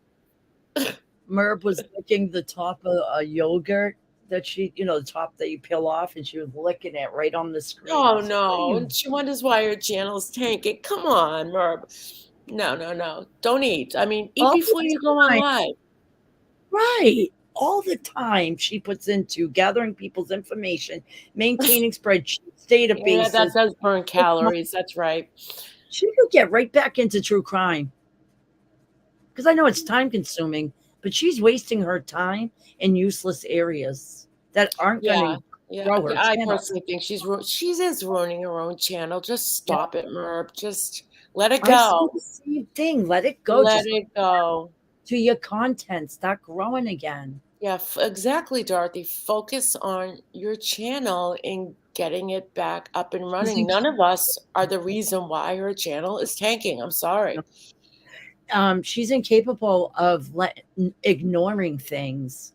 She cannot ignore it. Like I have a huge tolerance where I can ignore, and I stay away from. I don't go Do you watch. meditate by any chance? What? Do you meditate or do yoga? No, I just have a good knack of ignoring Yeah, things. because if you do yoga and meditate, that's very helpful in separating yourself from those crazy thoughts the stinking thinking shit that's Yeah. always thoughts that come in. It can be like our brains become like Velcro, but if you meditate within 2 to 3 weeks, I promise you, your brain will feel like Teflon. Not everything will stick to it. All these thoughts, Yeah. it's so that's why I asked if you meditate. No, I don't, but I just have a natural knack for not watching it. And my motto has been since the day I started my channel, ignorance is bliss. Why would I go watch negative clips on me? I could never do that. Like if someone like did a clip of me and it was bad, like what I didn't know didn't hurt me. I was like, not getting a view. No, won't do it. Won't do it. So I Good. think these people that just have Can't to help it. watch what people are saying about, if it gets you that upset, don't watch it. And the best thing to do when you're spiraling like right now, it wouldn't hurt her to take a month off. It would. Brown eyed girl, long time no see. Joanne fell off. She's welcome to come back up. Hi, Brown Eyed Girl. You ever hear that song, Brown Eyed Girl, from Tevin Campbell? This is a brown eyed girl. Is she the one from Boston? Walk with me. Brown Oh, eyed girl, you from Massachusetts? yeah, Joanne dropped. She was streaming a little bit, I noticed. Streaming? Yeah, like her bubble, it had that round circle going around and around. Isn't that called streaming? I don't know. Maybe not. She I don't know. Her internet was struggling. How's that sound? I'm not very tech savvy. Oh, buffering, you mean, when it goes round and around. No, Yes. you're not. Okay, I know another brown-eyed girl. What's her name? She's from Massachusetts. Oh, She I had don't a know. channel. Who else is from Massachusetts? BBT. Yeah. Me. She's funny. You do parodies too on your channel? Not recently, like Merb parodies. I did those on BBTs and Diane. I went on Diane's channel a few months ago, did one. Mer parodies are tough because I have to get into a miserable character, and it drains the shit out of me. It does. After I'm done parodying her, I have to go to bed. It's exhausting. It's a bad aura. Yeah. I don't like it. I've And I been listening to a lot of smile, I have to take on I'm used to doing like being outrageous and funny, and with Merb, I have to totally get into a character that's dark, like yeah, but I do it because people ask. CEO. Okay. When are they spelling out? Oh, that's real nice, jerk. You better reset, Pink. They spelled out a vulgar word. Yeah, I get mods. Let's see, where is he here? We go. Oh my. I don't know. People always say that. Well, too bad Scooter didn't take a link. I think it would have helped a lot, but either way, Well, I mean, I'm glad you came up and set the story, straight as far as, Yeah, and I don't think really. anyone would have asked her about this if they didn't ask in her chat. She was just going to go on and address Moo of Two, who was my guest a couple of nights ago, because I hate calling my channel a hate channel. And then somebody asked, hey, can you talk about Dorothy? And then she started to, so. Well, I would like to have asked things like, whose idea was it for you to do that? Yeah, so she What just was kept the end saying, game? it's not Merb's fault. It's not Merb's fault. not It's not Merb's Merb's fault. fault. We know that, we know that it wasn't Merb's idea. We know that. What we want to know is what motivated Scooter to do that. She did apologize by writing it, but I think especially being older adults, we all know that a best apology is in person or by your voice. It's more genuine instead of just even when my kids type to me and apologize or they want to argue, my girl wants to argue with me I'm like, or if someone apologizes to me by text, I'm like, you pick up the phone and you say it to me. Don't type it. Yes. You Yeah, there know? are some things that should be done like that. Like if you break up with somebody, you don't do that on text. Oh my Apology. God, right? I'm Yeah. breaking up with you, by I text. pretend I Yeah. never got the text. I'd Rude. call a couple hours later and be like, "Hey, baby, how's it going?" And he's like, I broke up with you." I'd be like, "What are you talking about?" I just play stupid. Or changing their Facebook status from in a relationship to single without telling their partner, like, Oh, I'll just change we mine. broke up. And I'm like, what do you mean? Yeah, I put Yeah. it on Facebook. I'm single I'll, now. I'll Gee. change mine to married and put that person as my husband. Go ahead, F with me like that. I'll turn it all around. No, I'm only There kidding. you go. Well, I have to be up at 6:30 for a doctor's appointment. I got to All shower right. and drive into Thank you Virginia. so much for coming up. I appreciate it. Thank you. You're such a sweet person. Yeah, well, so are you. We'll have to collab again together. And like I said, if you ever come back to Boston, even for a quick visit, let me know. Meet I'll up for take lunch you or out to something. lunch. Yeah, there Yeah. you go.